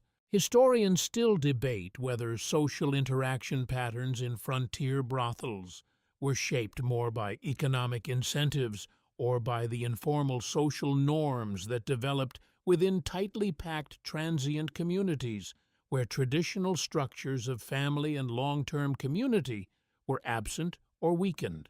You watch a brief exchange across the room, a gesture, a laugh, a pause, nothing dramatic, but everything calibrated. You realize that communication here often happens below the level of spoken language. The madam moves slightly to the side, allowing you a clearer view. She does not explain what you are seeing. She lets you interpret it. And you begin to understand that interpretation itself is part of what she is observing in you. Outside, the town continues its uneven rhythm, but here inside, everything feels layered, structured, and quietly maintained. The house is not simply operating, it is continuously shaping the behavior of everyone within it, including you. You leave the social space behind, and the atmosphere shifts almost immediately, like a door closing on a different version of the same world. The sounds of conversation fade into something more distant, more filtered, until they become only a soft texture behind the walls. The madam leads you forward without hesitation, but there is a subtle change in her posture now, more alert, more contained. You begin to sense that this part of the house is not about flow or interaction. It is about interruption. The corridor narrows slightly, and the lighting becomes more uneven, creating pockets of shadow that stretch longer than they should. You notice how your attention sharpens without intention, how your senses adjust automatically to uncertainty. The mainstream historical fact is that violence in many American frontier towns during the 1880s was often concentrated around entertainment districts, particularly saloons and gambling houses, where alcohol consumption, financial disputes, and transient populations created conditions for sudden and sometimes unpredictable conflict. You pass a reinforced doorway with scratches along the frame, not recent but accumulated over time. The marks are subtle, but they suggest that this space has experienced tension before, moments where structure and behavior did not align smoothly. The madam does not comment on it directly. Instead, she slows just enough for you to notice. A quirky but often overlooked historical detail is that some frontier establishments reportedly employed informal security figures, sometimes called bouncers or doorkeepers, whose role was to manage disputes, prevent escalation, and maintain order inside crowded rooms where alcohol and high emotions frequently overlapped. You begin to understand that control in this house is not only about arrangement and flow, it is also about response. The ability to contain disruption quickly and quietly is part of what keeps everything else functioning.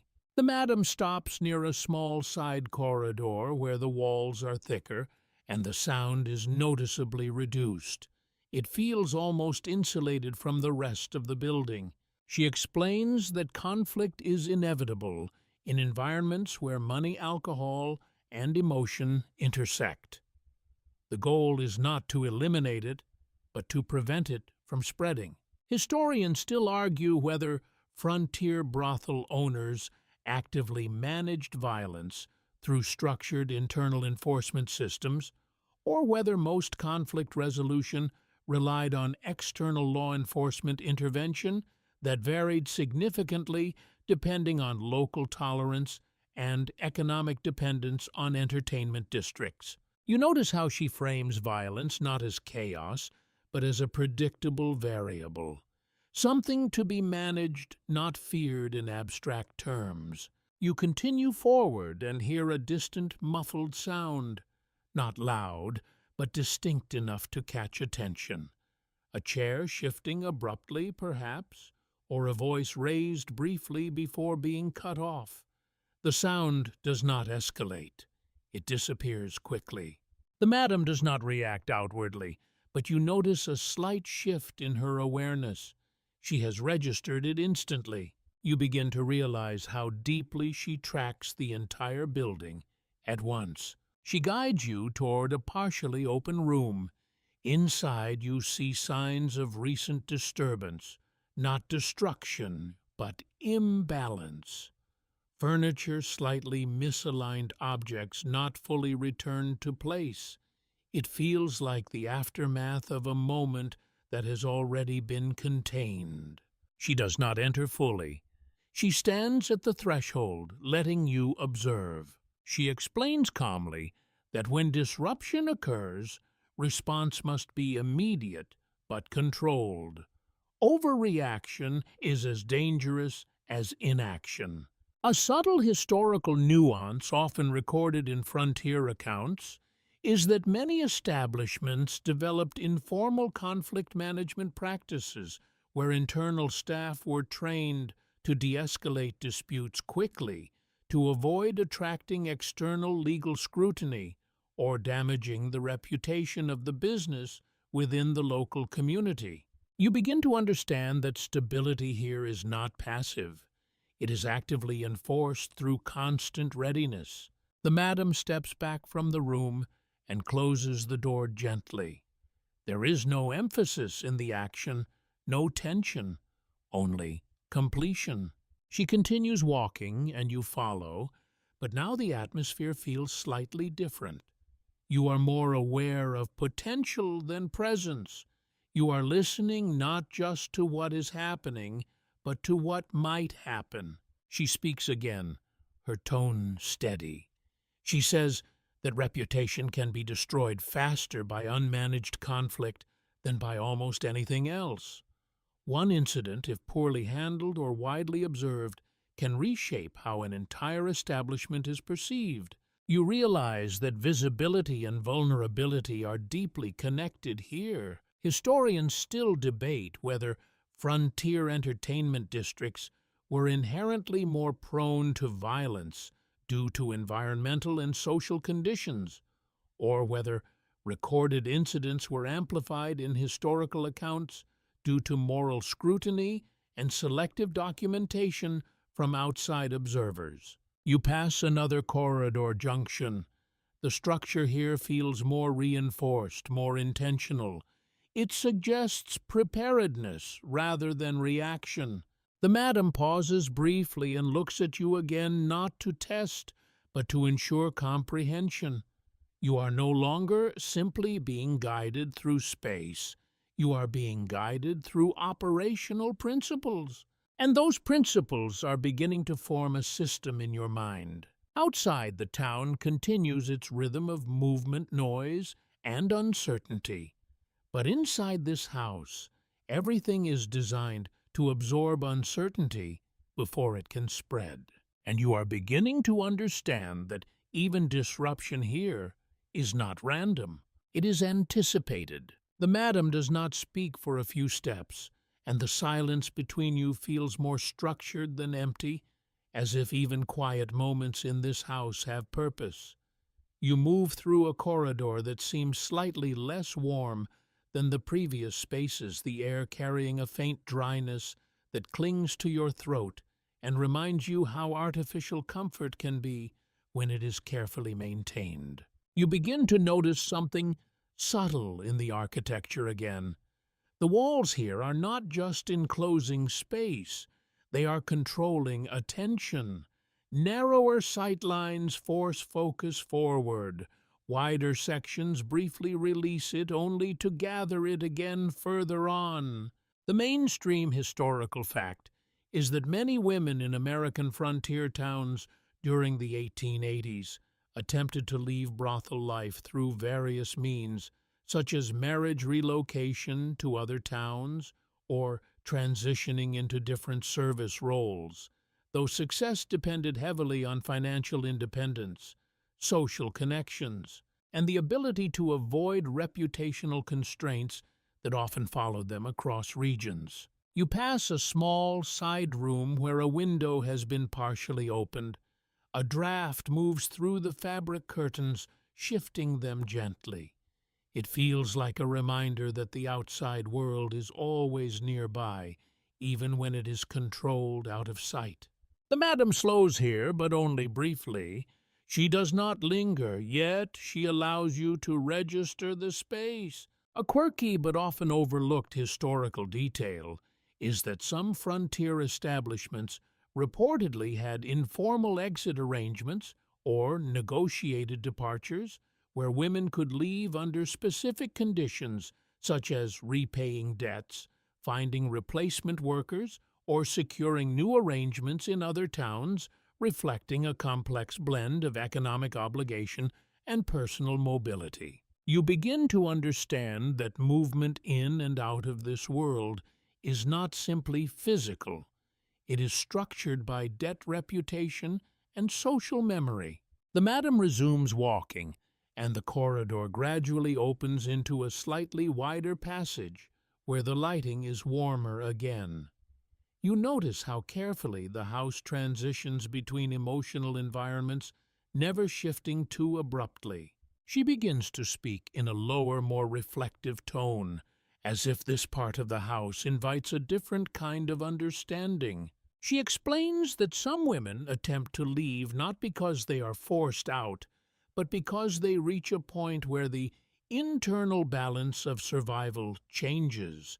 Income may decline, risk may increase, or opportunities elsewhere may appear more sturdy. Historians still argue whether mobility among women in frontier brothel economies should be interpreted as evidence of agency and adaptability, or as a reflection of unstable working conditions that made long-term security difficult to sustain.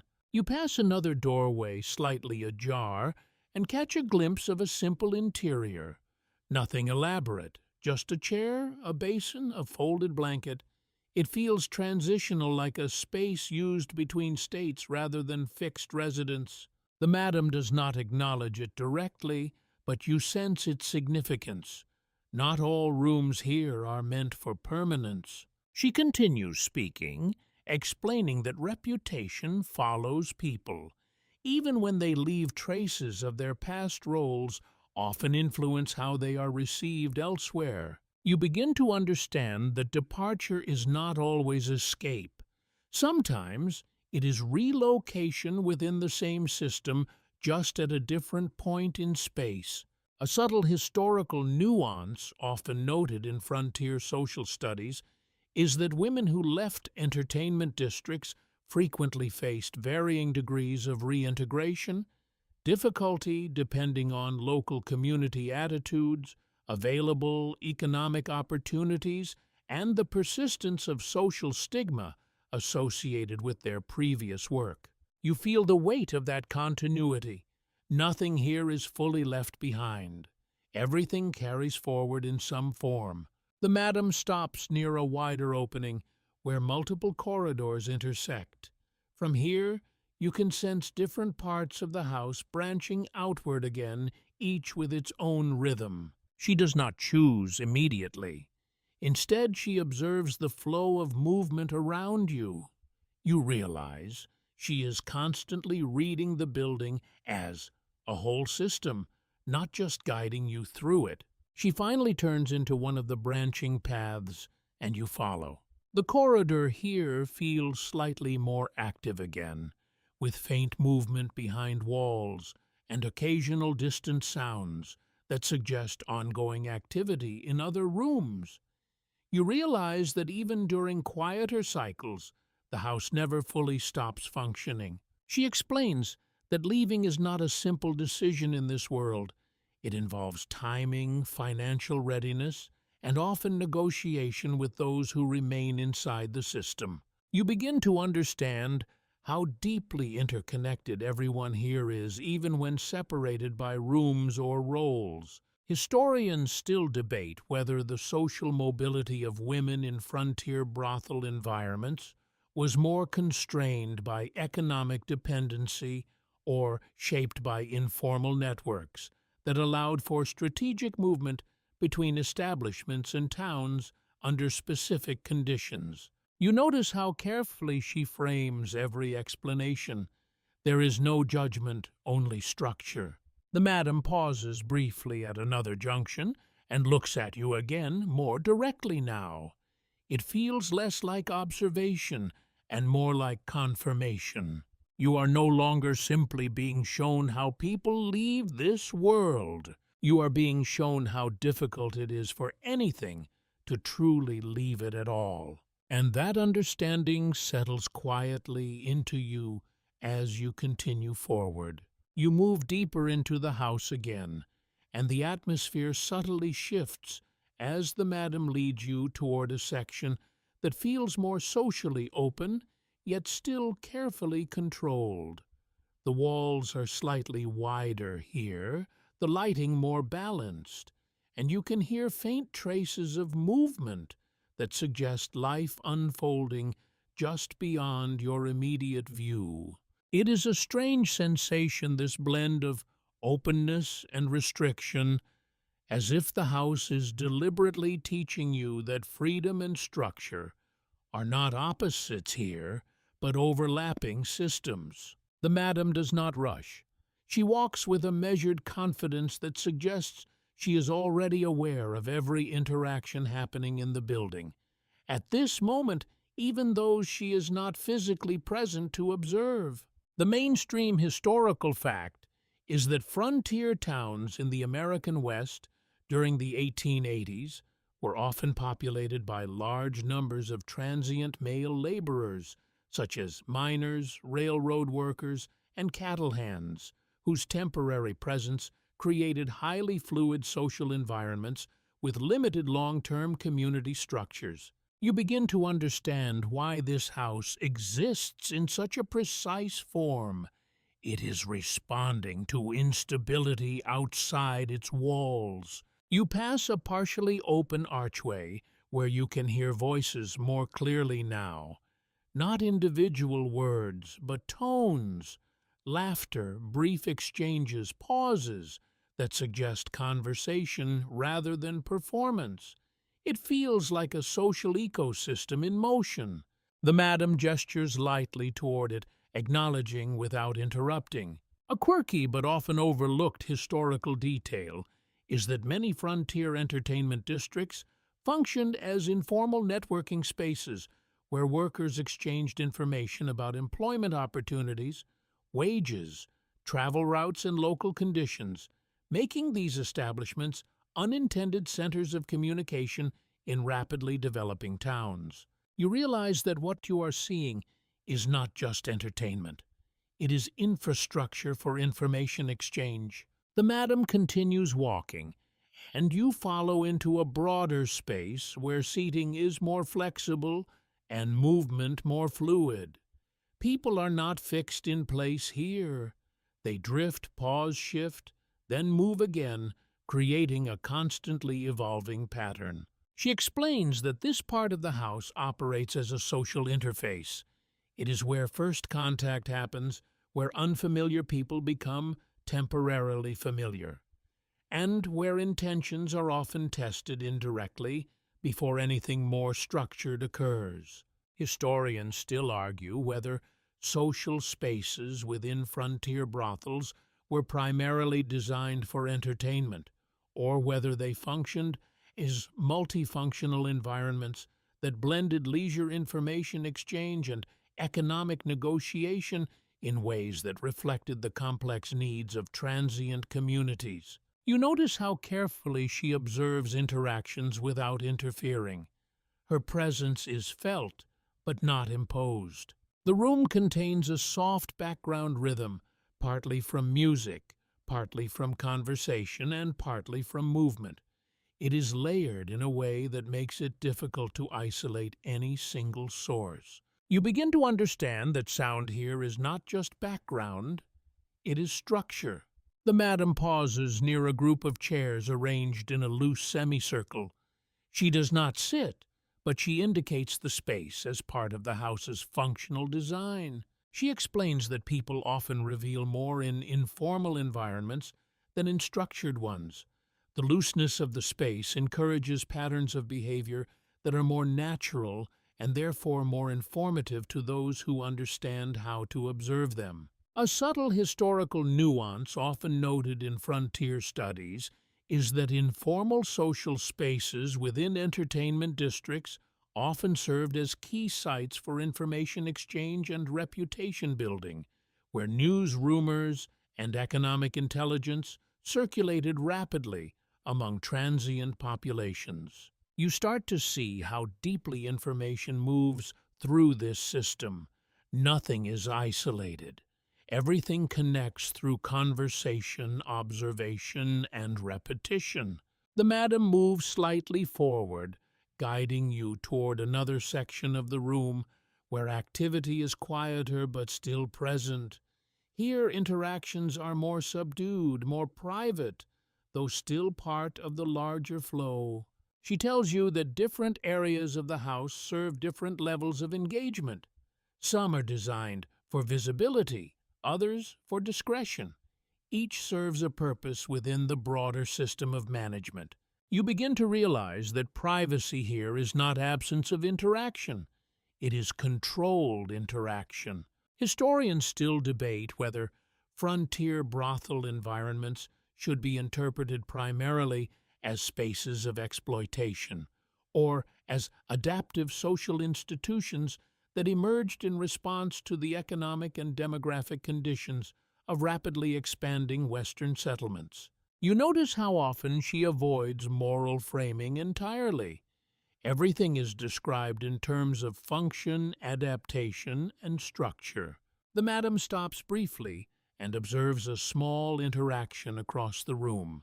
Nothing dramatic, just a conversation beginning, continuing, then fading into another. She watches it like data, not drama.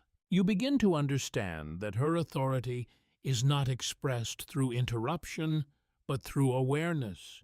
She does not need to intervene often because she understands the system well enough to anticipate its behavior. The room continues its steady rhythm around you, and you realize that even here, in what feels like a social space, everything is still guided by underlying structure, and you are now moving within that structure almost naturally, no longer just observing it, but beginning to understand how deeply it organizes every interaction you see. You leave the social chamber behind, and the transition feels almost like stepping through a thin veil rather than passing through a doorway.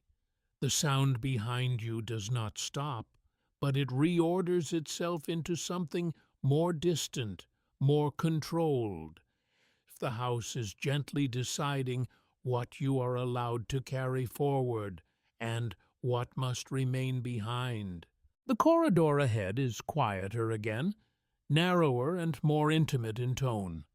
The madam walks slightly closer to the walls here, her hand occasionally brushing against the wood, not for support, but as if acknowledging the memory embedded in the structure.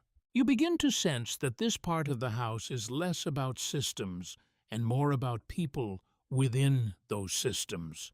The mainstream historical fact is that frontier towns in the American West during the 1880s were ethnically and socially diverse spaces where immigrants, formerly enslaved people, indigenous populations, and migrants from different regions of the United States interacted in complex and often unequal economic environments shaped by rapid expansion and industrial development. You pass a doorway where you glimpse a brief interaction between two women speaking softly. Their conversation is not visible in detail, but the tone suggests familiarity. Not all relationships here are transactional in the immediate sense. Some are shaped by repetition, shared conditions, and long exposure to the same environment. The madam does not interrupt this moment. She lets it exist. A quirky but often overlooked historical detail is that some frontier brothels reportedly developed internal communities where workers formed support networks across ethnic and cultural lines, sharing language resources and strategies for dealing with clients and local authorities in ways that sometimes softened the harsh divisions of the outside world. You begin to understand that inside this system, identity is both preserved and reshaped at the same time. People do not disappear into roles completely. They adapt within them. The madam slows slightly and gestures toward a nearby seating area that appears less formal than previous spaces. Here the arrangement is looser, more organic. Chairs are not strictly aligned, and the space feels more conversational than operational. She explains that social hierarchy exists within the house, but it is not rigid in the way outsiders might assume. It shifts depending on experience, trust, and reliability. Historians still argue whether internal hierarchies within frontier brothels reflected structured management systems imposed by owners or whether they emerged organically from repeated patterns of cooperation, competition, and survival among workers operating in constrained economic environments. You notice how carefully she avoids framing this as dominance alone. It is always described as balance adjustment or function. You pass a small cluster of rooms where you can hear faint laughter and conversation. The tone is lighter here, but still controlled. Nothing feels entirely spontaneous anymore. Everything feels filtered through awareness of its surroundings. The madam pauses briefly, watching the flow of movement across the space. She tells you that in her experience, survival in this environment depends not only on structure above, but on relationships within. People rely on each other more than they admit, even in systems built on competition. A subtle historical nuance often recorded in frontier social studies is that women working in shared entertainment environments frequently developed complex interpersonal networks that combined rivalry with cooperation, allowing them to navigate economic uncertainty and social risk through informal alliances. You begin to see that the house is not just a machine of business. It is also a network of human dependency. The madam continues forward, and you follow into a slightly quieter corridor where the lighting becomes softer again. The emotional tone here shifts subtly, less public, more internal. She speaks again, explaining that trust inside the house is not universal. It is conditional and earned through consistency over time. Actions matter more than words, and patterns matter more than single events. You realize that everyone here is constantly being evaluated, even when evaluation is not spoken aloud.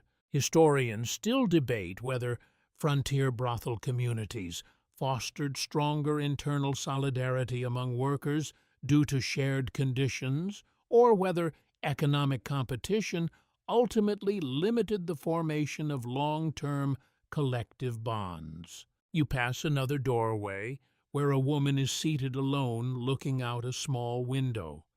Her posture is still reflective.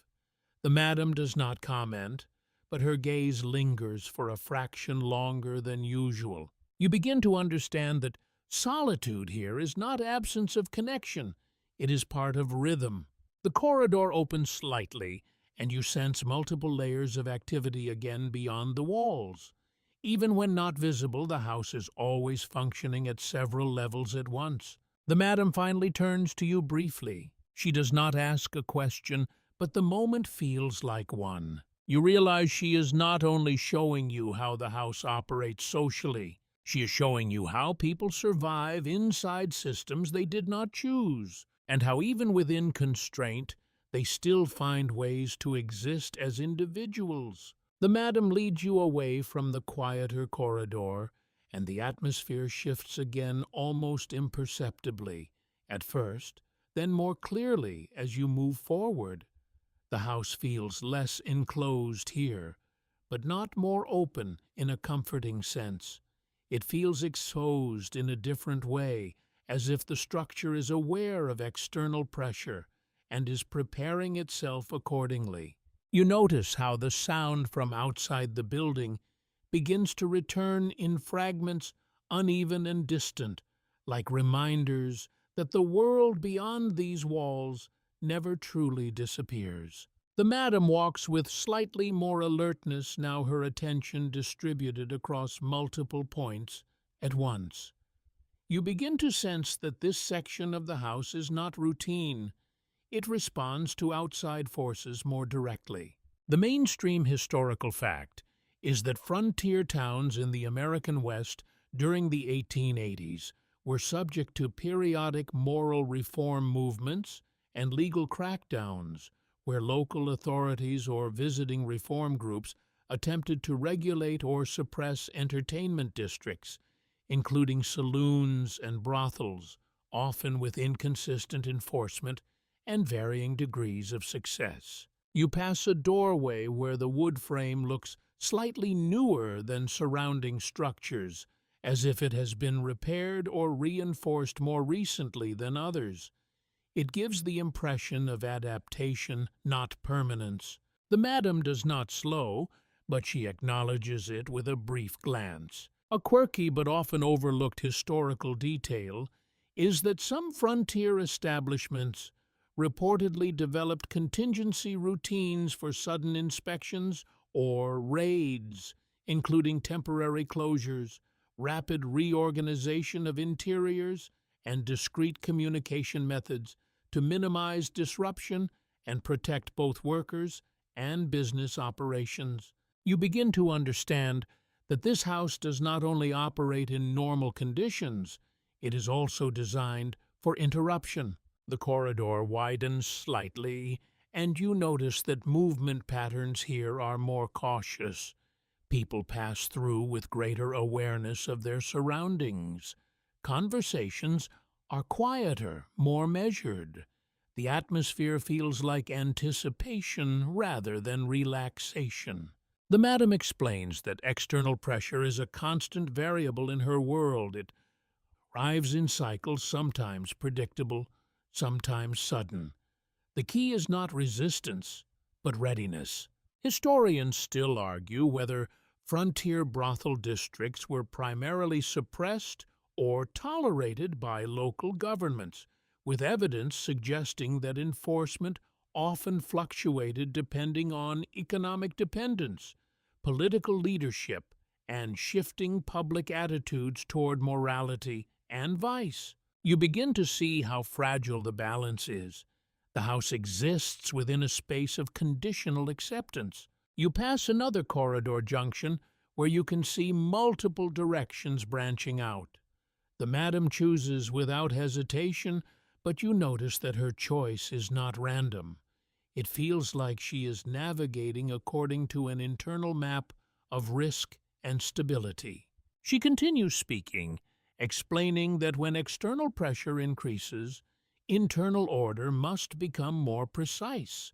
Small inefficiencies that are acceptable in normal conditions become liabilities under scrutiny.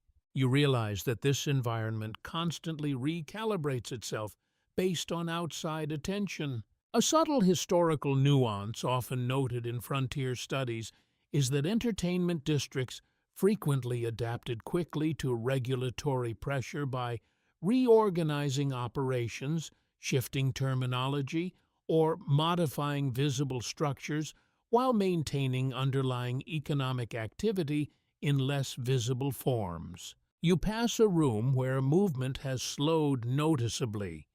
People inside seem aware of something beyond immediate activity. The mood is restrained, attentive, as if the entire house is partially listening to the outside world. The madam does not enter. She only observes. She tells you that reputation at the town level can determine survival during periods of scrutiny. If the house is seen as orderly, controlled, and economically useful, it is more likely to be tolerated. If it is seen as disruptive, it becomes a target. You begin to understand that perception here is not just social, it is political.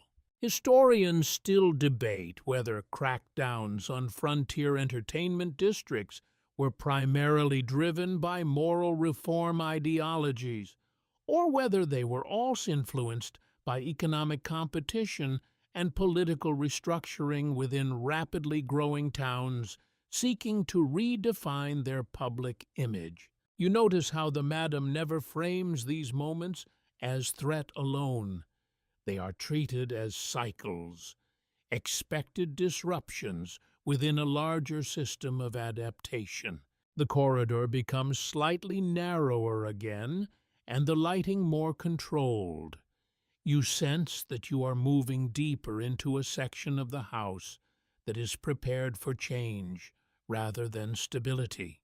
The madam pauses, briefly listening. You cannot hear what she hears, but her stillness suggests she is tracking something beyond immediate perception. After a moment, she continues forward. You follow, and the house feels like it is holding its breath. She explains that during periods of external attention, everything becomes more disciplined. Movement is more coordinated conversations, more cautious, and internal processes more refined. You begin to see that flexibility is not the absence of structure here. It is the ability to tighten structure when needed. Historians still argue whether frontier brothel operations demonstrated resilience through adaptive governance, or whether their survival was primarily dependent on the inconsistency of external enforcement that allowed for cycles of tolerance and suppression. You pass another reinforced doorway, similar to earlier ones, but now you understand its purpose more clearly. It is part of a system designed to absorb pressure without collapsing. The madam finally looks at you again, not to evaluate, not to instruct, but to confirm that you are still following the logic of what she is showing you. And you realize something quietly important. This house does not fear disruption. It prepares for it. Always. The madam moves you into a quieter, more contained section of the house, and for the first time in a while, the atmosphere feels less like anticipation and more like consolidation. The corridors here are steadier, the lighting more consistent, as if the building is returning to balance after a period of tension. You notice how the pace of movement inside the house has subtly shifted again. Everything feels slightly more deliberate, less reactive. It is not calm in the emotional sense, but controlled in the structural sense. The madam walks with a measured confidence that suggests the system is stable again, at least for now. The mainstream historical fact is that gambling establishments in American frontier towns during the 1880s were often closely connected to saloons and entertainment districts, forming integrated economic spaces where gambling, drinking, and social interaction coexisted and contributed significantly to local revenue generation. You pass a room where faint sounds of dice or chips might be imagined rather than clearly heard. The presence is implied more than visible. You begin to understand that gambling here is not isolated activity. It is woven into the same economic fabric as everything else in this district. The madam does not stop, but she gestures subtly toward the space as you pass, acknowledging its role in the wider system. A quirky but often overlooked historical detail is that some frontier brothels and saloons reportedly extended informal credit systems to regular patrons, allowing gambling debts or service charges to accumulate and be settled later, creating interconnected financial obligations that linked multiple businesses within the same district. You begin to see how deeply interconnected everything is. Money does not move in straight lines here. It circulates through overlapping systems of debt service and reputation. The corridor widens slightly, revealing a space that feels more administrative again.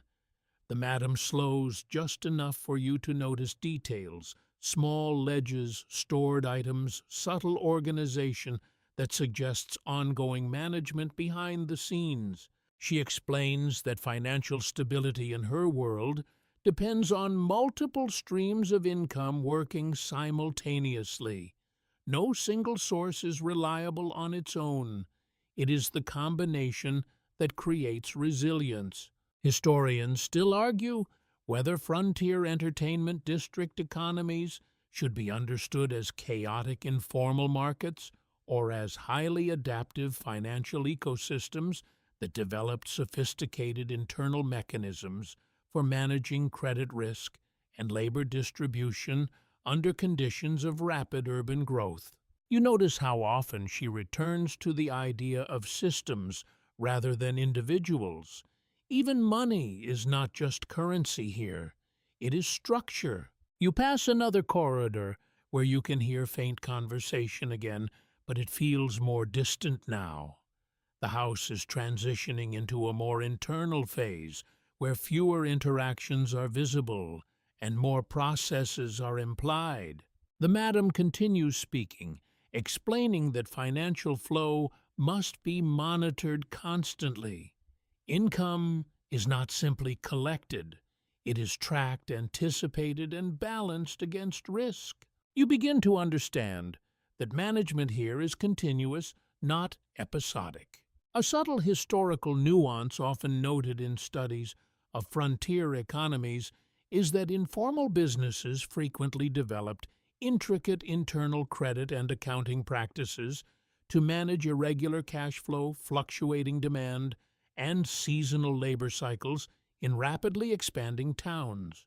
You pass a small table where coins are again visible, arranged in careful order. Not large sums, but structured accumulation. It reinforces the idea that even small transactions are part of a larger system of balance. The madam pauses briefly, observing it without touching it. She tells you that gambling, drinking, and other forms of entertainment are not separate from her business model. They are adjacent systems that feed into the same economic environment. Everything in this district is interconnected. You begin to see how fluid boundaries are here. Historians still debate whether frontier entertainment districts functioned as loosely coordinated clusters of independent businesses, or whether they operated as interdependent economic networks where revenue, clientele, and risk were distributed across multiple establishments in ways that stabilized the broader district economy. You move into a slightly more enclosed corridor again, and the lighting softens.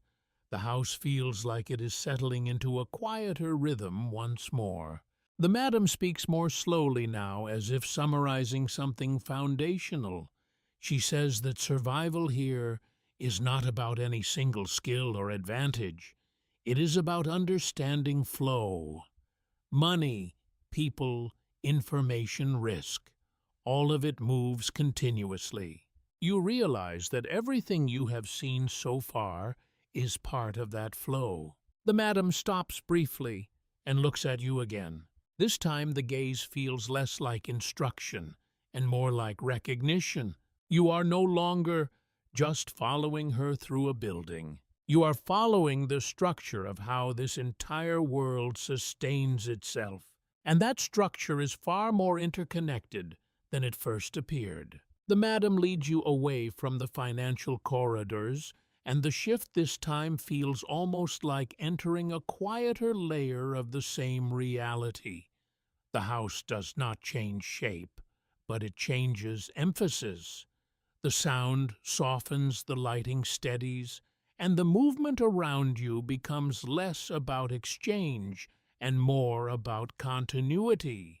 You begin to sense that you are approaching a deeper level of understanding where individual systems begin to overlap into something larger. The madam walks more slowly now, not out of fatigue, but out of intention. Each step feels like it is meant to register rather than pass quickly. You notice how the building itself seems more settled here, less reactive, more enduring. The mainstream historical fact is that many frontier towns in the American West during the 1880s experienced rapid cycles of growth and decline, driven by resource extraction industries such as mining and rail expansion, which created temporary economic booms, followed by periods of contraction that significantly affected local businesses and social structures. You pass a corridor where the walls feel older, more worn, as if this section of the house has witnessed longer cycles of activity and change. The wood here carries a deeper patina shaped by repetition and time. The madam does not point it out. She simply acknowledges it by continuing forward. A quirky but often overlooked historical detail is that some frontier establishments that survived multiple boom and bust cycles often did so by adapting their services, adjusting pricing, and maintaining flexible internal structures that allowed them to scale up or down depending on the economic conditions of the surrounding town. You begin to understand that survival here is not about permanence, it is about adaptability across time. The corridor opens into a slightly wider space where the atmosphere feels more reflective. There are fewer visible interactions, but a stronger sense of continuity. You realize that the house is no longer showing you activity, it is showing you endurance. The madam pauses briefly, allowing you to absorb the space. She explains that many towns like this do not last in their original form. Some disappear entirely. Others transform into quieter versions of themselves. Only a few elements persist through those transitions, and she believes that adaptability is what determines which parts survive. Historians still argue whether frontier entertainment districts should be seen as temporary economic responses to boomtown conditions, or whether they played a longer-term structural role in shaping urban development patterns in the American West by stabilizing transient populations and supporting local economies during periods of rapid change. You notice how often she frames survival in terms of systems rather than individuals. The house, like the town, is part of a larger cycle of expansion and contraction. You pass a final corridor junction where multiple paths converge. It feels symbolic, though the madam does not treat it as such. She simply chooses one direction and continues. You follow. The lighting here becomes softer again, and the sound of the house feels more distant. It is as if you are moving away from activity and closer to understanding the underlying structure that supports it. She speaks again, but more gently now. She says that everything you have seen is part of a single idea continuity through adaptation. You begin to realize that this is not just about a house or a business. It is about how systems persist in unstable environments. A subtle historical nuance often observed in frontier studies is that institutions that survived long-term in rapidly changing boomtown economies were those that could continuously adjust their internal structures without losing functional coherence, allowing them to endure despite external volatility. You feel that idea settle more deeply now. The madam finally stops in a quieter space, not a destination in the dramatic sense, but a place of pause within the system. She turns toward you fully for the first time in a while. Her expression is calm, but there is something final in the way she observes you now. Not an ending, but an assessment of understanding. You realize that everything she has shown you has been building toward comprehension rather than conclusion. She does not ask if you understand. She simply lets the silence confirm that something has shifted. Outside the town continues its cycles, unaware of the layered system you have just moved through. Inside the house remains steady, maintained through constant adjustment, invisible coordination, and careful balance. And you understand now that its survival is not accidental. It is designed through repetition, adaptation, and awareness of every force that moves through it. The madam turns slightly, signaling that the journey through the house is nearing its end.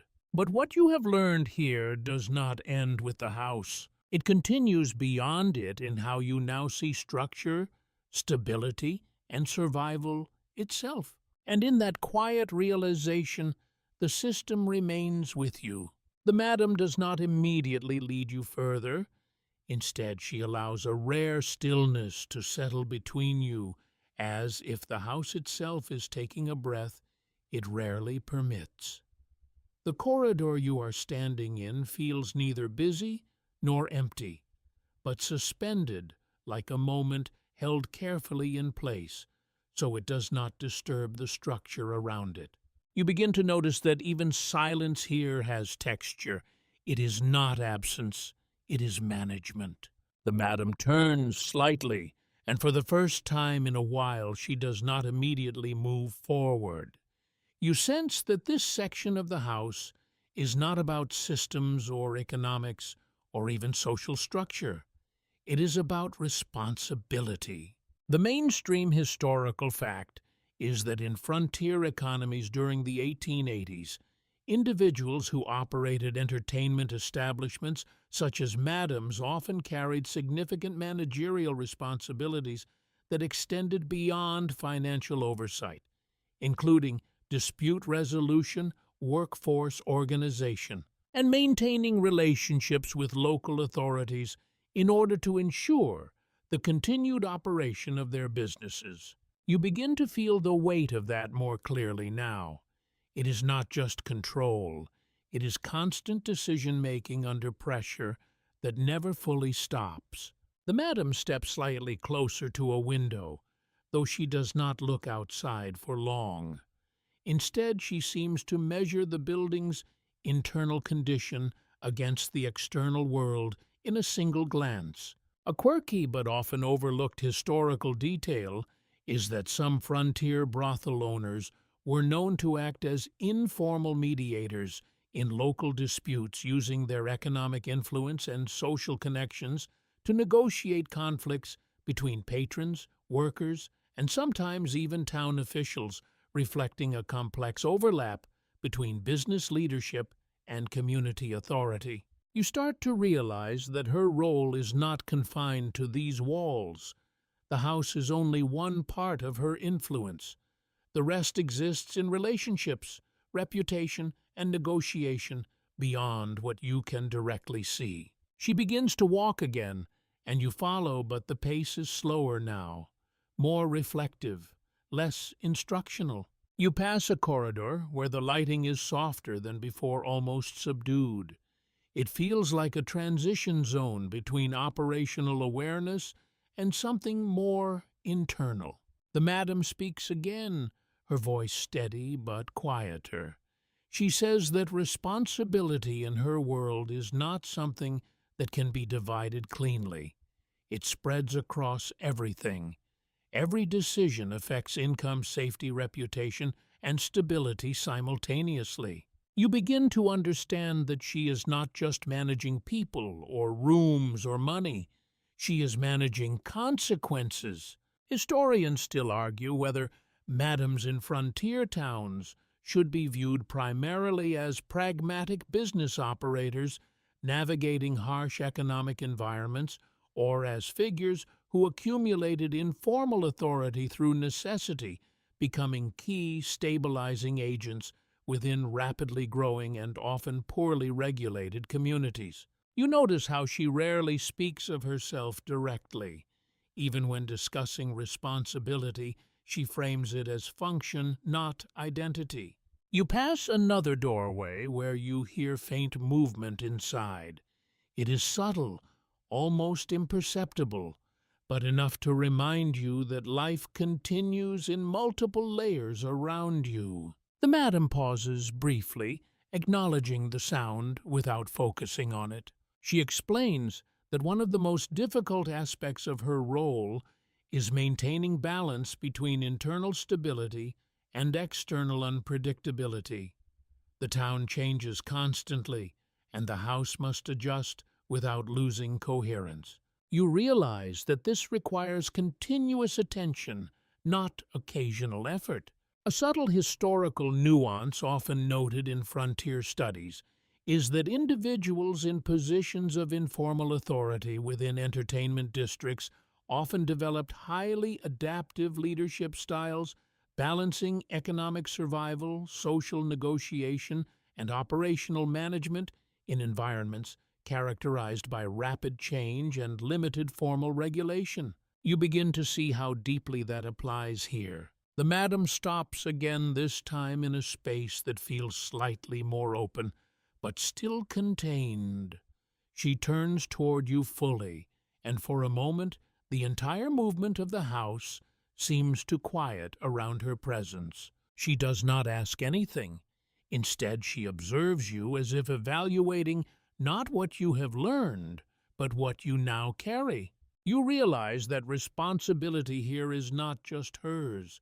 It extends outward into everything she maintains. And by simply being here, you have been included in that awareness. Outside, the town continues its unpredictable rhythm, unaware of how many layers of coordination exist just beneath its surface. Inside the house remains steady, not because it is unchanging, but because it is constantly held together by attention, adaptation, and control that never fully rests. The madam finally turns slightly, signaling that what remains of this journey is no longer about explanation. It is about understanding what it takes to hold something like this together at all. And that understanding now sits quietly between you and her. The madam resumes walking, but the tone of the house feels different now, as if you have crossed an invisible threshold, where explanation gives way to reflection. The corridors are no longer introducing new systems to you, so much as revealing the emotional weight behind the systems you have already seen. You notice how the structure feels quieter in a deeper sense, not because activity has stopped, but because it has become more integrated. Everything feels held in place by understanding rather than instruction. The madam does not speak immediately. Her silence now feels intentional, almost contemplative, as if she is allowing space for what you have absorbed to settle into something more permanent. The mainstream historical fact is that moral and religious influences in American frontier towns during the 1880s played a significant role in shaping public attitudes toward entertainment districts, with churches, reform groups, and community leaders often advocating for regulation or closure of establishments considered morally controversial. You pass a corridor where the lighting is slightly dimmer, and for a brief moment you catch a sense of separation between inside and outside again. It is not physical distance you are feeling now, but conceptual distance, as if the house exists in a different layer of judgment than the town around it. The madam finally speaks, her voice softer than before. She says that judgment is always present, even when it is not spoken aloud. It exists outside the house, in the perceptions of people who never step inside. You begin to understand that everything she manages internally is also shaped by external moral frameworks that she cannot fully control.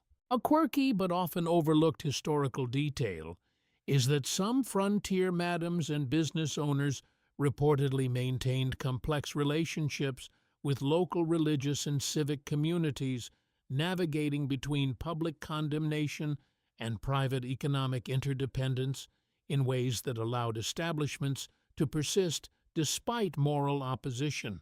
You pass a small alcove where a faint scent lingers, something like incense or herbal smoke.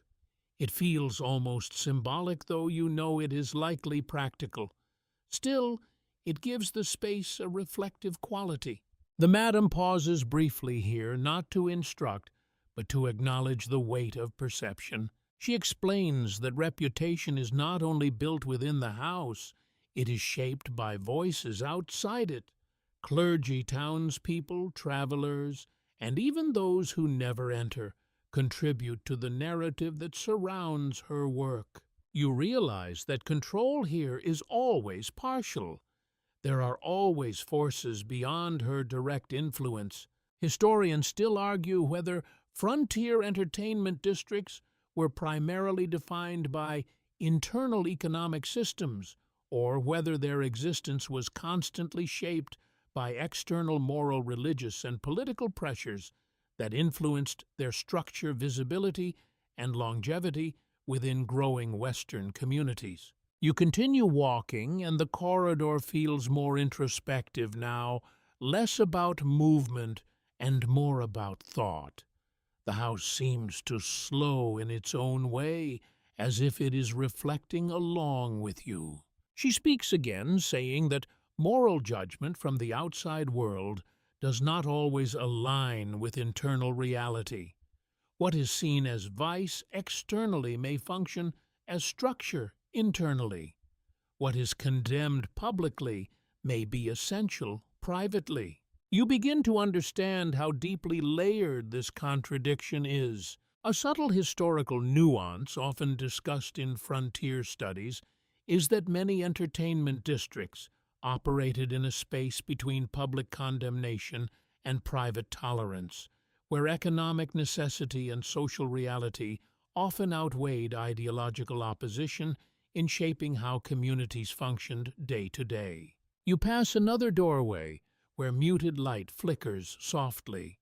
Inside, movement is minimal, almost restful. You sense that not all parts of the house are active in the same way at the same time. The madam slows again, her attention shifting briefly inward, as if considering the broader meaning of what she has been explaining. She says that living in this environment requires acceptance of contradiction. External judgment and internal necessity do not always align, and survival depends on navigating that gap without breaking either side completely. You realize she is not defending her world. She is describing its structure. The corridor opens slightly, and for a moment, you feel a sense of transition again, as if the house is preparing to shift into another layer of understanding. Historians still debate whether frontier brothel culture should be interpreted through a moral framework imposed by later historical narratives or through an economic and social framework that reflects the lived realities of frontier communities under conditions of rapid expansion and limited institutional oversight. You begin to see how interpretation itself becomes part of history here. The madam stops once more, turning toward you fully. Her expression is calm, but there is a depth to it now that feels more reflective than instructional. She does not ask for agreement. She does not seek validation. Instead, she simply allows the idea to settle that everything you have seen exists not just within a building, but within a tension between perception and reality that extends far beyond it. And in that silence, the structure feels complete, even if still unfolding. The madam finally moves again, and this time the house feels almost quieter than before, as if it is conserving itself. The corridor ahead is more enclosed, the lighting softened to a steady glow that does not shift or flicker. You notice how the rhythm of your footsteps now feels fully absorbed into the space, no longer separate from it. There is a sense that you are entering a deeper layer, not of activity but of understanding. The madam walks without urgency, and for once the structure around you feels less like a system being demonstrated and more like a system being remembered. The mainstream historical fact is that alcohol consumption in American frontier towns during the 1880s was widespread and often central to social life, with saloons serving as primary gathering spaces where workers, travelers, and residents interacted in environments shaped by long working hours, isolation, and limited recreational alternatives. You pass a doorway where the faint smell of whiskey and tobacco seems almost imagined rather than directly present. It lingers in memory more than in air, as if the house itself retains traces of the activities it has hosted over time. The madam does not comment, but her awareness shifts briefly toward it, acknowledging its place in the broader rhythm of the building. A quirky but often overlooked historical detail is that saloons in frontier towns were often more than drinking establishments functioning as informal community centers where news was exchanged, employment opportunities were discussed, and local disputes were sometimes negotiated outside formal legal channels. You begin to understand that the house you are in is part of that same ecosystem, only more structured and more controlled in its internal logic. The corridor widens slightly, and you hear distant sounds again, not loud, but present. Laughter, brief conversation, the soft clink of movement. The madam slows just enough for you to register it.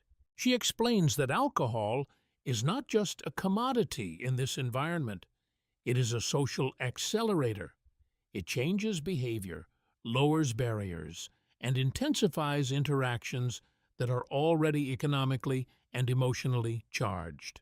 You realize that many of the patterns you have observed earlier are influenced by this underlying presence. Historians still argue whether alcohol in frontier entertainment districts functioned primarily as a social lubricant that facilitated economic activity, or whether it also contributed significantly to instability, conflict, and regulatory attention in rapidly growing frontier towns. You pass a small seating area where the arrangement feels slightly more relaxed than elsewhere, yet still intentional.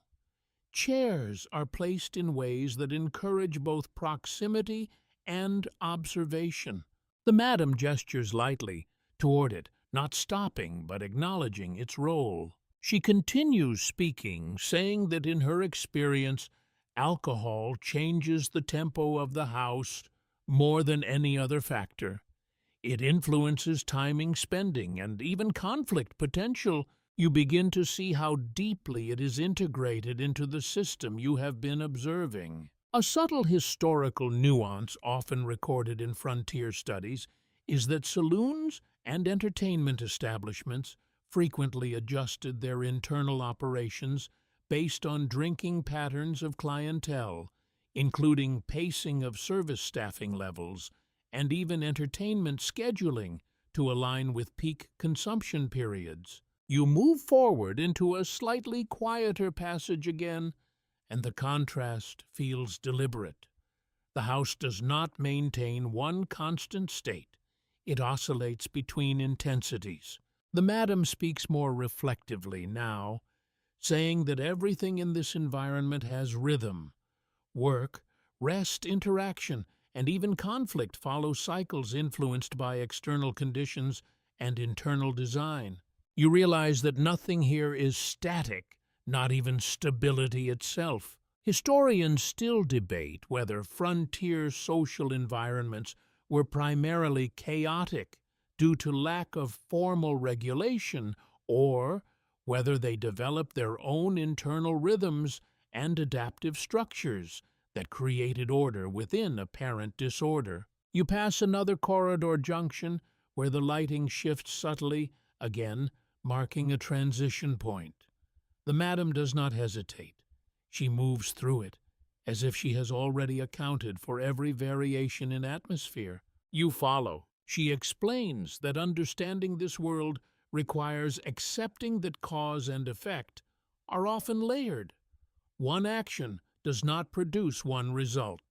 It produces a chain of responses that ripple through financial, social, and emotional systems simultaneously. You begin to understand why she speaks so carefully, never simplifying more than necessary. A quirky but often overlooked historical detail is that many frontier establishments adjusted their operations dynamically in response to external social patterns such as pay cycles, arrival of new labor groups, and seasonal fluctuations in town population, effectively operating as responsive systems tuned to human movement rather than fixed schedules. You notice how the house reflects this principle at every level you have seen. The madam finally slows, allowing you to catch up slightly. She looks at you briefly, not to check understanding, but to acknowledge presence. You realize that what she is showing you now is not just how alcohol or saloons function in the broader town. It is how everything you have seen so far connects into a larger rhythm of human behavior, economic pressure, and controlled interaction. And in that rhythm, the house is only one part of something much larger. The madam leads you onward, and the house feels like it is settling into its deepest layer, yet where movement is slower, and every sound seems carefully absorbed before it can travel too far. The corridor ahead is wider again, but not louder. Instead, It carries a sense of distance within closeness, as if the building is now showing you how memory is formed inside spaces like this. You begin to notice how the rhythm of your own attention has changed. You are no longer reacting to what appears. You are anticipating what structure it belongs to. The madam walks with a steady calm now, and her presence feels less like guidance and more like continuity. You are no longer being introduced to new ideas. You are being shown echoes of everything you have already seen arranged differently. The mainstream historical fact is that scandals in American frontier towns during the 1880s often spread rapidly through tightly connected social networks, where rumors involving violence, morality, or financial disputes could significantly impact the reputation and survival of local businesses within days or even hours. You pass a corridor where the walls feel slightly uneven, as if they have been repaired multiple times over years. Each layer of repair seems to carry traces of earlier incidents, not visible directly, but implied through texture and tone. The madam does not comment, but her gaze briefly follows the surface of the wall, as if reading history embedded in wood. A quirky but often overlooked historical detail is that some frontier establishments reportedly experienced sudden shifts in public reputation due to isolated incidents such as altercations, financial disputes, or moral accusations, which could rapidly alter customer flow and even prompt temporary closures or relocations. You begin to understand how fragile perception is in this environment. Stability is always subject to narrative. The corridor opens into a slightly more reflective space, where movement is quieter and the lighting feels more restrained. It is not darkness, but moderation, as if the house is reducing stimulation deliberately. The madam slows, allowing you to observe. She explains that scandal is not only external, it is also internal disruption that becomes externalized. A single event, if interpreted broadly, can reshape how an entire system is perceived from the outside. You realize that meaning here spreads faster than facts. Historians still argue whether frontier scandals were primarily the result of genuine social instability within rapidly growing towns, or whether they were amplified by external observers whose moral frameworks shaped how events were recorded and interpreted in historical accounts. You pass a doorway where you hear faint movement, then silence. It feels like something just concluded. The house does not emphasize it, but it registers it. The madam continues walking, saying that reputation is fragile not because it is weak, but because it is constantly exposed to interpretation. You begin to see how interpretation itself becomes a force within this system. A subtle historical nuance often noted in frontier studies is that the spread of information in rapidly growing towns was highly dependent on informal communication networks, where news traveled quickly through social spaces, labor groups, and entertainment districts, often reshaping public perception without formal verification. You notice how easily information becomes structure here. The corridor bends slightly, and the atmosphere feels more contained again, as if the house is drawing inward for reflection. The madam does not break stride. She speaks more quietly now, saying that some incidents do not define a place, but they can reshape how it is remembered. The difference between reality and memory is often determined by repetition. You begin to understand that repetition is one of the most powerful forces in this environment. Historians still debate whether frontier entertainment districts were disproportionately affected by scandal due to their actual conditions, or whether their visibility made them more likely to be recorded and remembered in ways that emphasized instability over routine operation.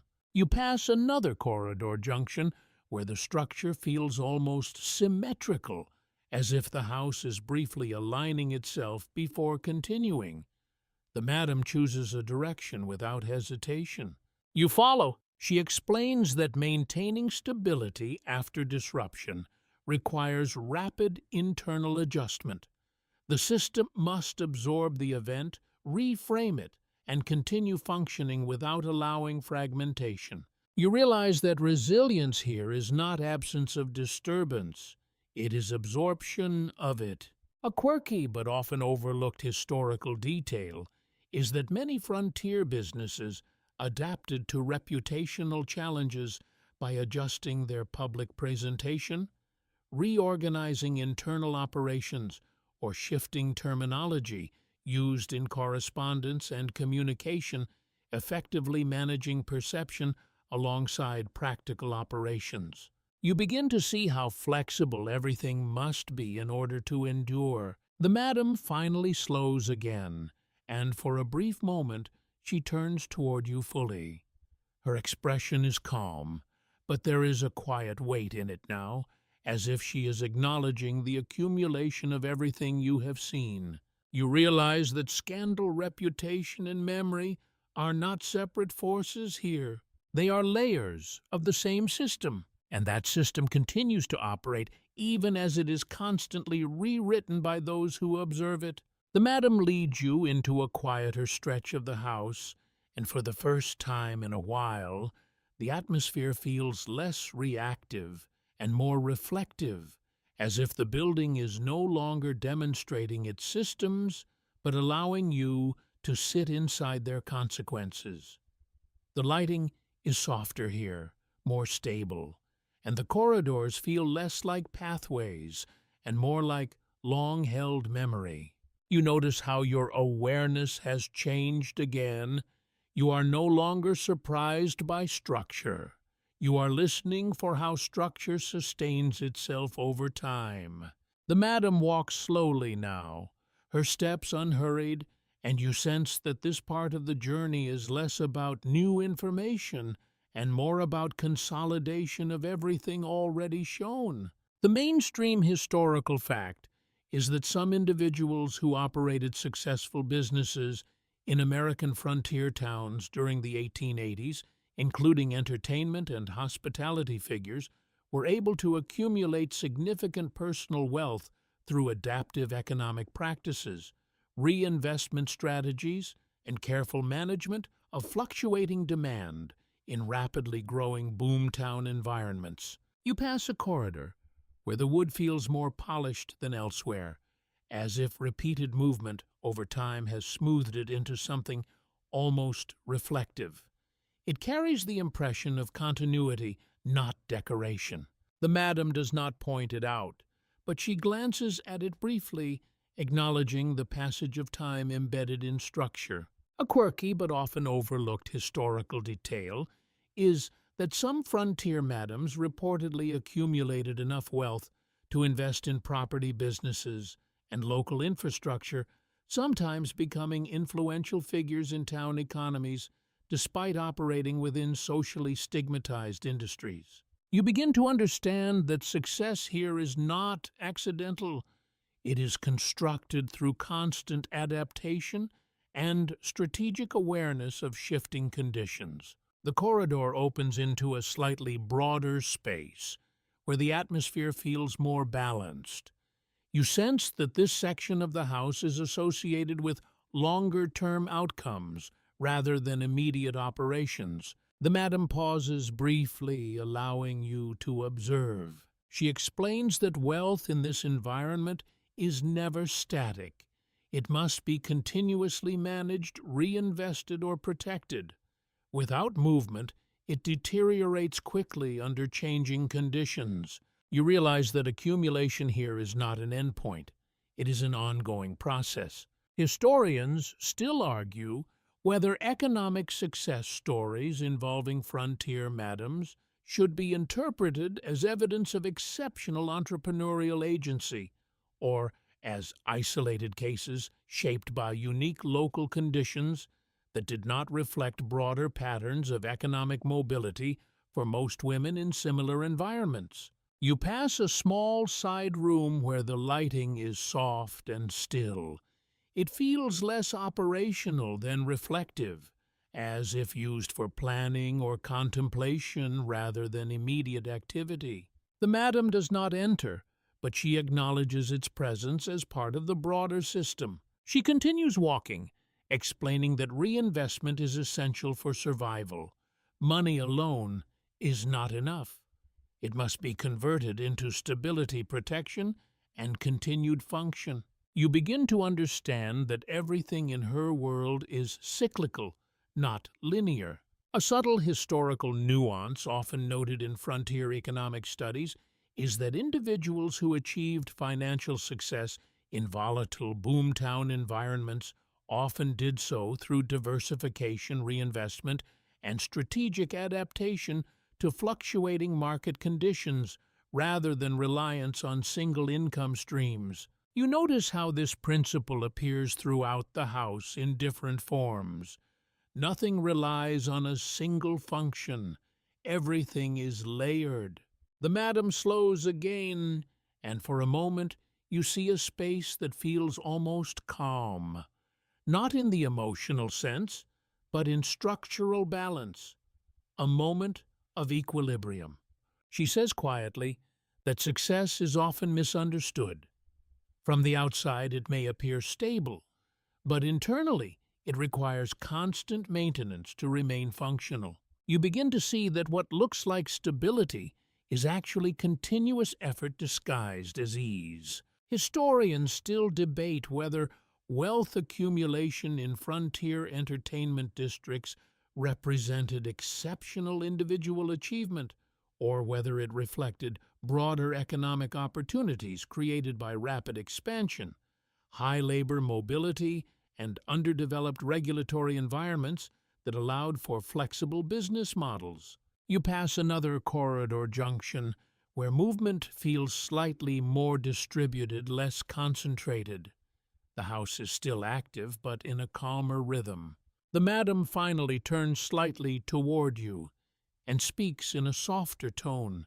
She says that everything you have seen so far exists within a balance between risk and adaptation. You realize that wealth, like everything else here, is not separate from instability. It is shaped by it. And the house itself is a reflection of that principle, built not on permanence, but on continuous adjustment. The madam leads you forward again, and the house begins to feel subtly colder in tone, not in temperature, but in emotional atmosphere.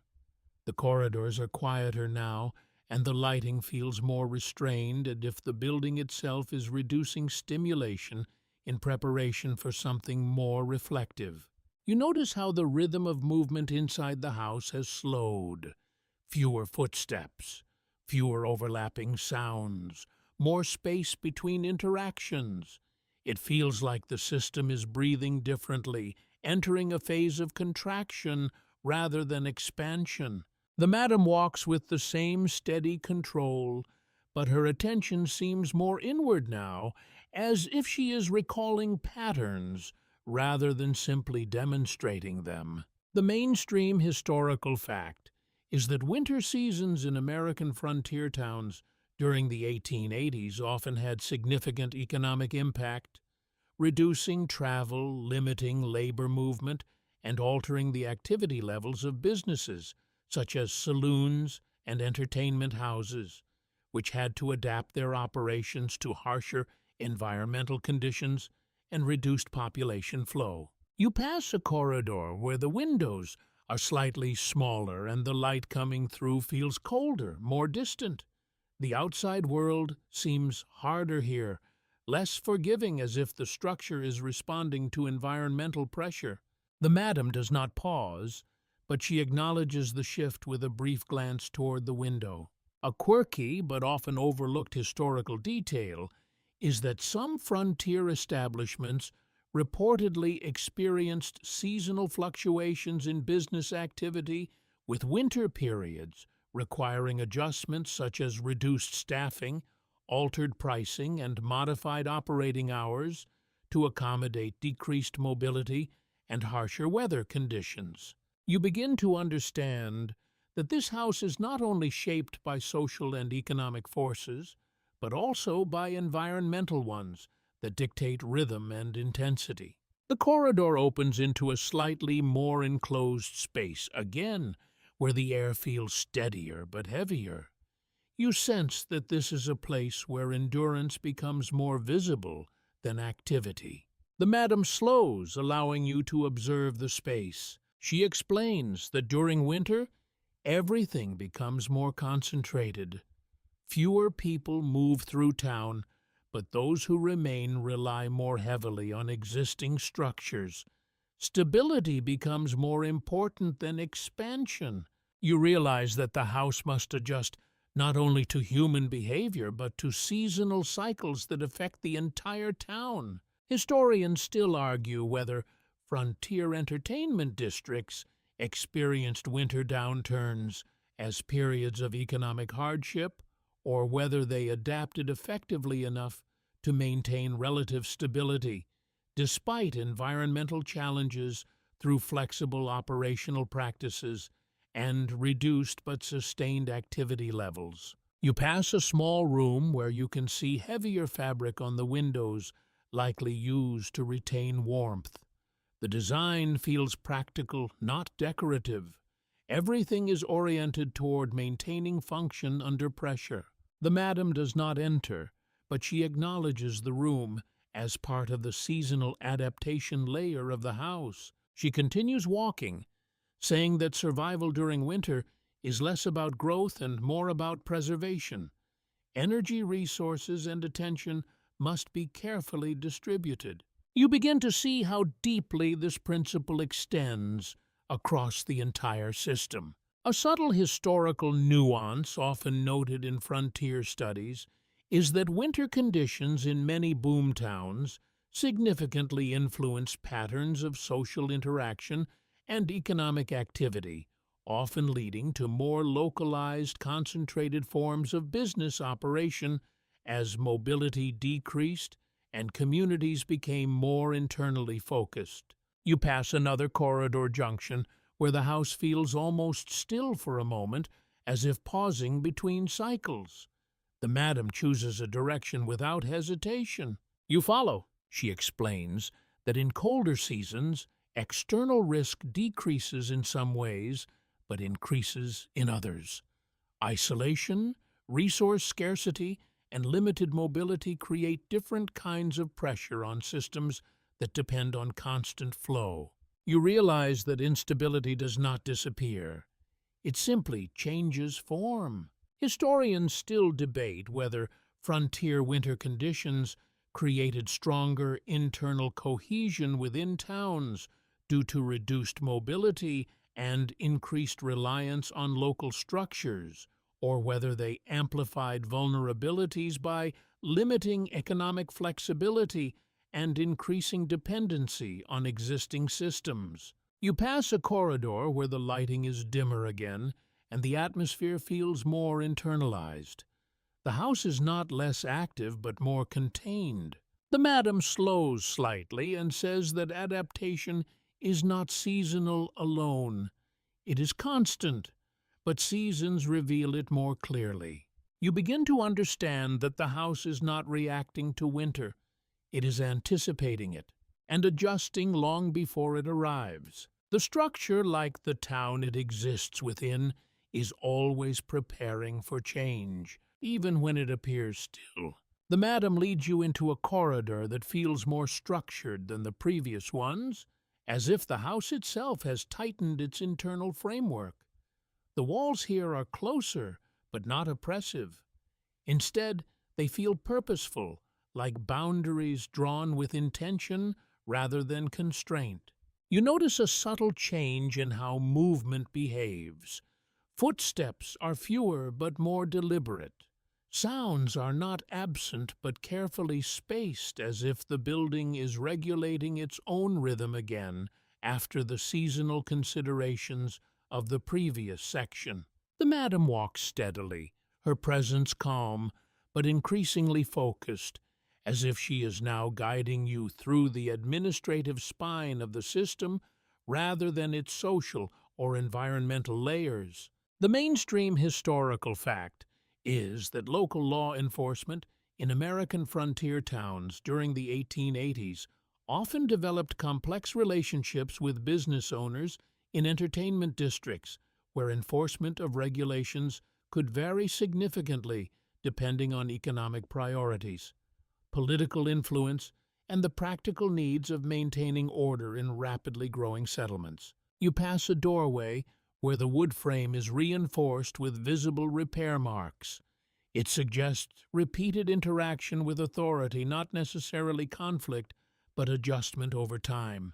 The madam does not comment on it, but her gaze briefly registers the structure as you pass. A quirky but often overlooked historical detail is that some frontier towns operated with informal systems of selective enforcement, where local authorities would intermittently regulate entertainment districts, sometimes issuing warnings or conducting inspections that resulted in temporary closures or negotiated compliance rather than permanent shutdowns. You begin to understand that enforcement here is not absolute.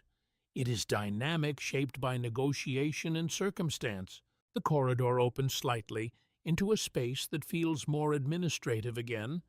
You see signs of organization in subtle ways, not paperwork displayed openly, but patterns of order embedded in layout and access.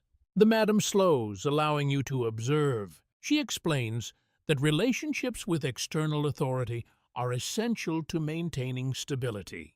The house does not exist outside the law. It exists in a space where law is interpreted, applied, and sometimes negotiated. You realize that authority is not a fixed force here. It is a variable relationship.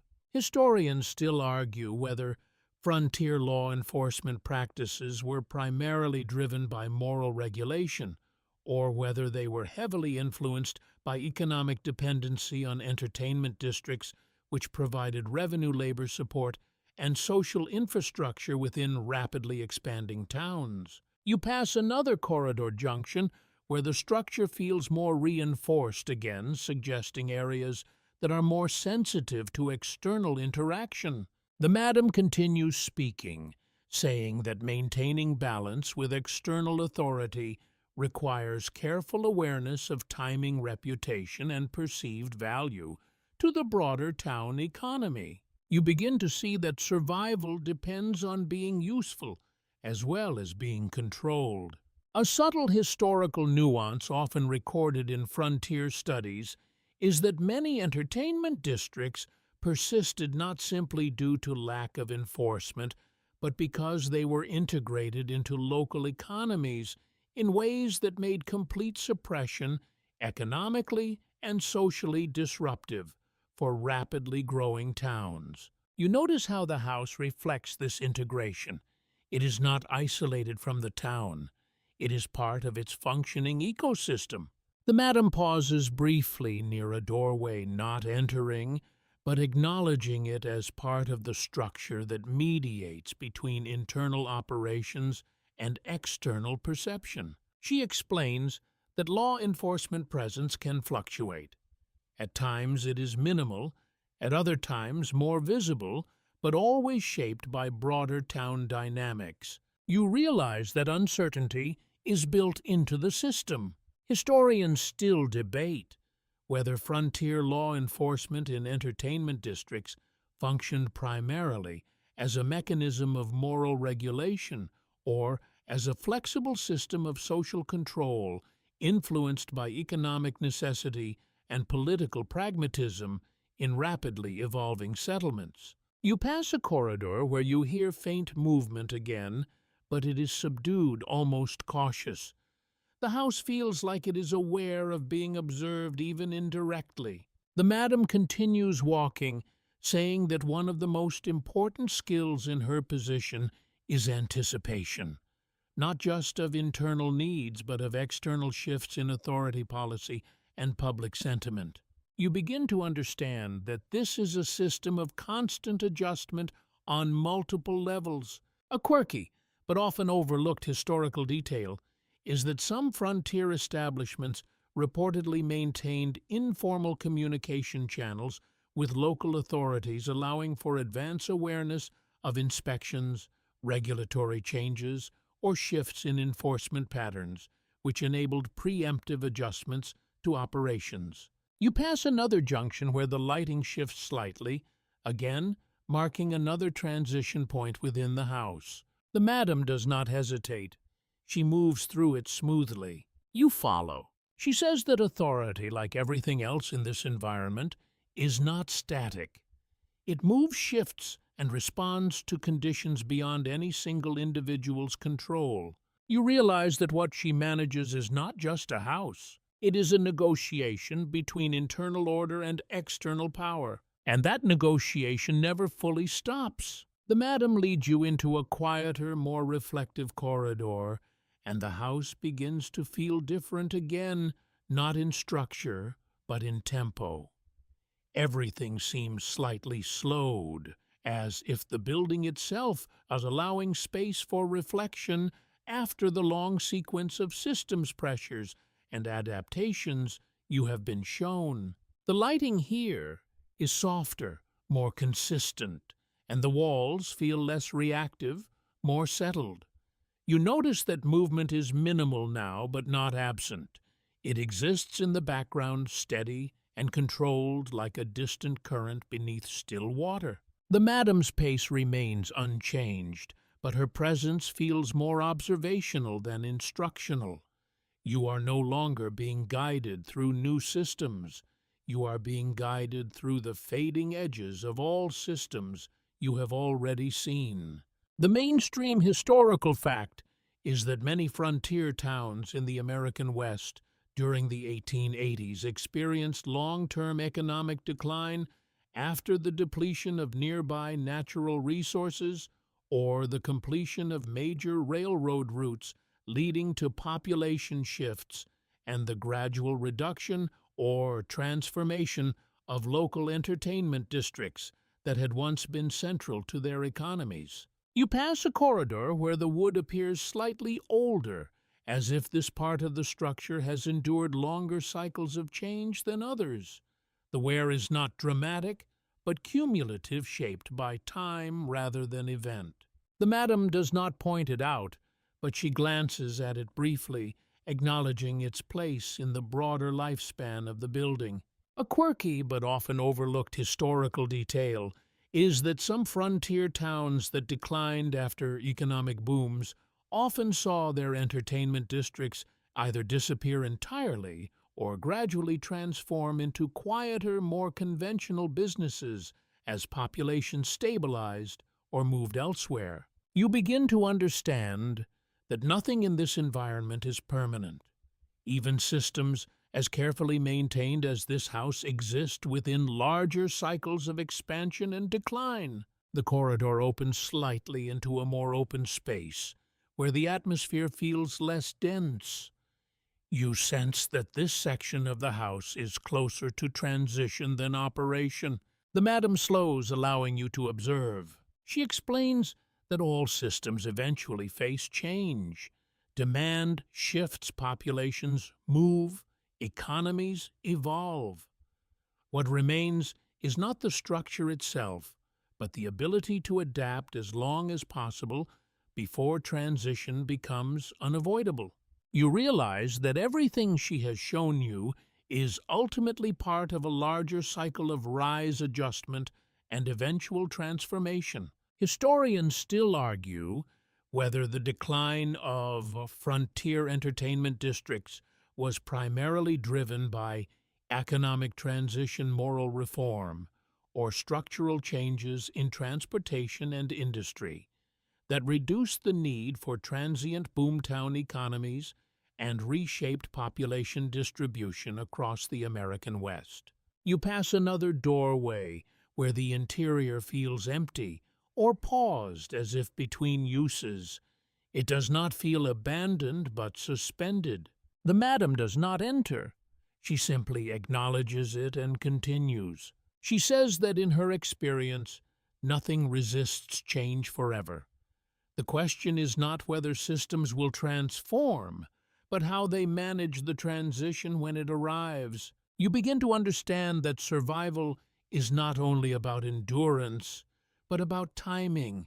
A subtle historical nuance often noted in frontier studies is that many boomtown institutions underwent gradual transformation rather than sudden collapse, adapting their functions, structures, or identities as economic conditions shifted and population stabilized or relocated over time. You pass a corridor junction where the lighting becomes more diffuse and the sense of direction feels less rigid.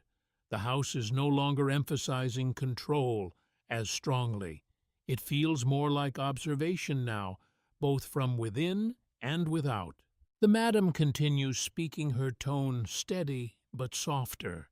She says that even structures like this eventually reach points where adaptation becomes insufficient to maintain original form.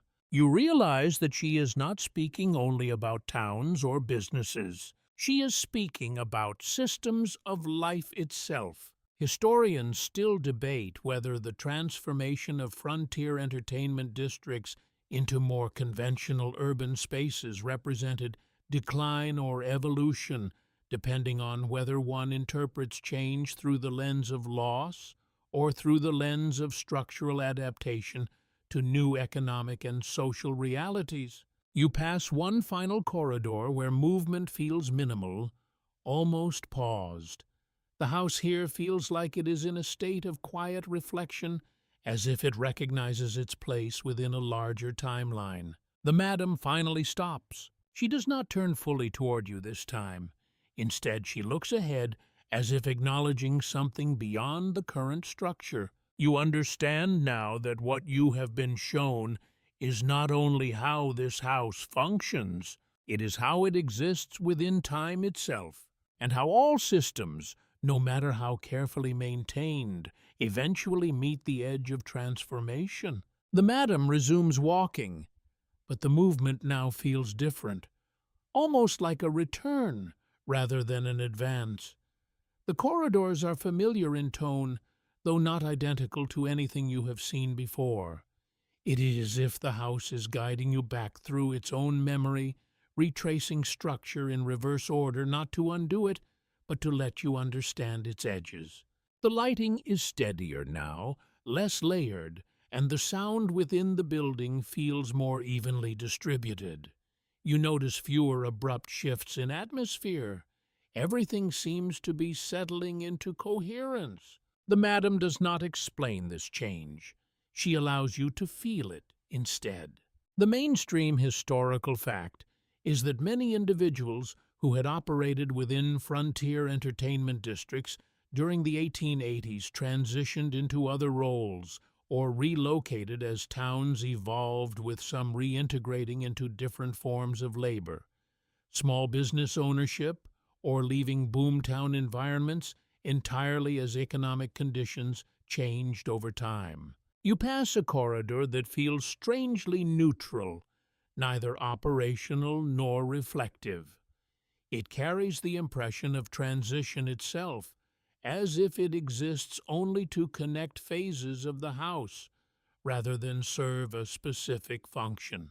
The madam glances through it briefly, then continues forward. A quirky but often overlooked historical detail is that in some frontier towns, former madams or business operators were known to invest their earnings into property hospitality businesses or boarding houses in other regions, effectively moving between economic systems as local conditions changed. You begin to understand that movement is not just within the house, but beyond it. People, systems, and roles shift across time and geography, carrying patterns with them. The corridor opens into a wider space, but it feels less like expansion and more like resolution. The house is no longer introducing new structures. It is presenting the after-image of all structures combined. The madam slows, and for the first time in a while, there is no instruction behind her movement, only reflection. She says that what remains after change is not the system itself, but what people remember of it, how they interpret it, and what they choose to pass on. You realize that memory becomes its own structure once physical systems dissolve. Historians still argue whether the legacy of frontier entertainment districts should be understood primarily through economic history, social history, or cultural memory, as each perspective emphasizes different aspects of how these spaces functioned and evolved over time. You pass a final series of corridors that feel increasingly familiar, as if you are circling back toward earlier parts of the house, but now they are seen through accumulated understanding rather than initial observation. The madam does not comment on this sense of return. She continues walking and you follow. She explains that adaptation does not always mean continuation. Sometimes it means transformation into something entirely different, where original form is no longer visible, but underlying patterns remain. You begin to see how deeply this idea applies not only to the house, but to everything you have been shown.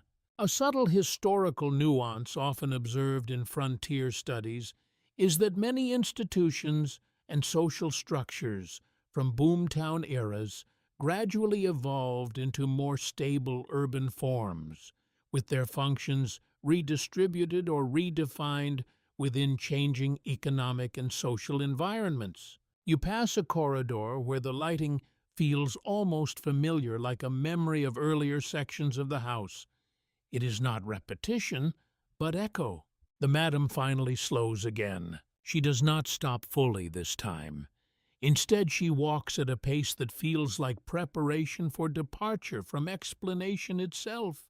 You understand that the journey through the house is nearing its final conceptual turn. She says that what you have seen is not a fixed story, but a pattern of adaptation across pressure, time, and change. You realize that the house has not been teaching you about itself alone. It has been teaching you how systems persist until they no longer need to remain in their original form, and how even then something of them always remains. The madam no longer leads you with the same forward momentum. Instead, the movement feels like a gentle return toward stillness, as if the house has completed a full cycle and is now allowing everything to settle into place. The corridors you pass feel quieter than before, not because anything has disappeared, but because everything is now understood differently. You notice how your perception of the house itself has changed. What once felt like separate rooms, systems, and functions now feels like a single continuous structure shaped by time pressure, adaptation, and memory. The madam walks at an unhurried pace, and for the first time, there is no sense that she is guiding you toward something new. Instead, she is guiding you toward the end of observation. The mainstream historical fact is that the American frontier era gradually came to an end in the late 1800s as industrialization expanded.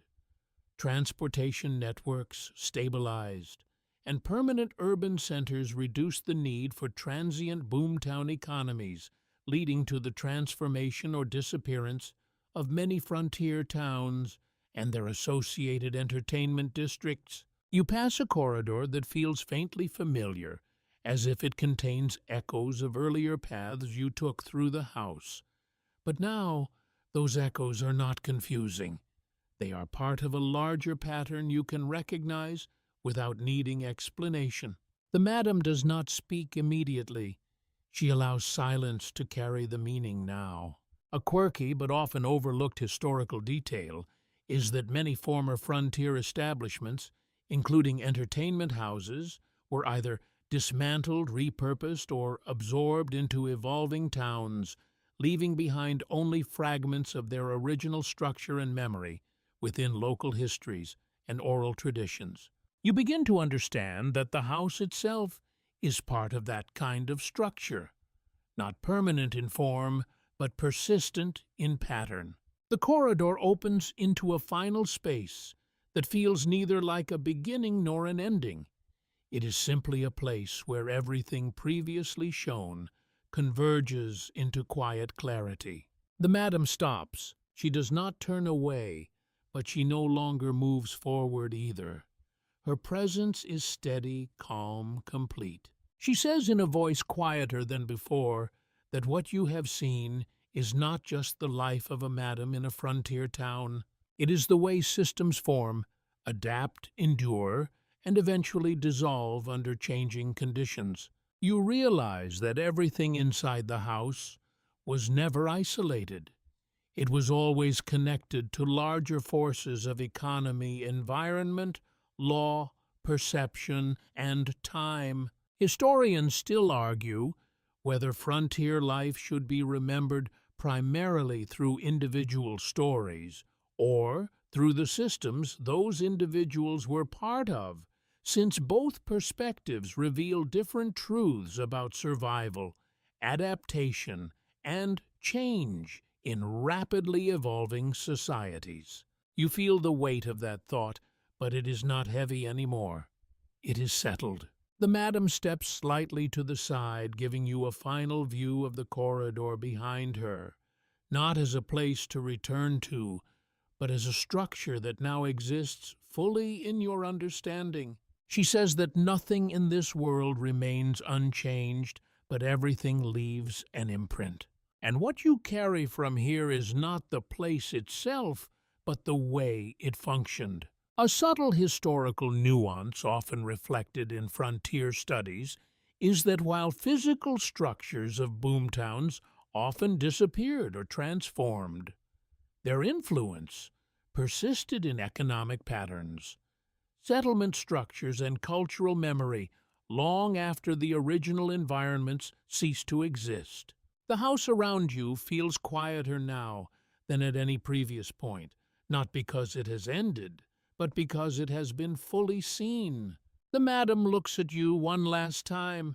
There is no instruction in her gaze anymore, only recognition. You understand that the journey was never about reaching the deepest room.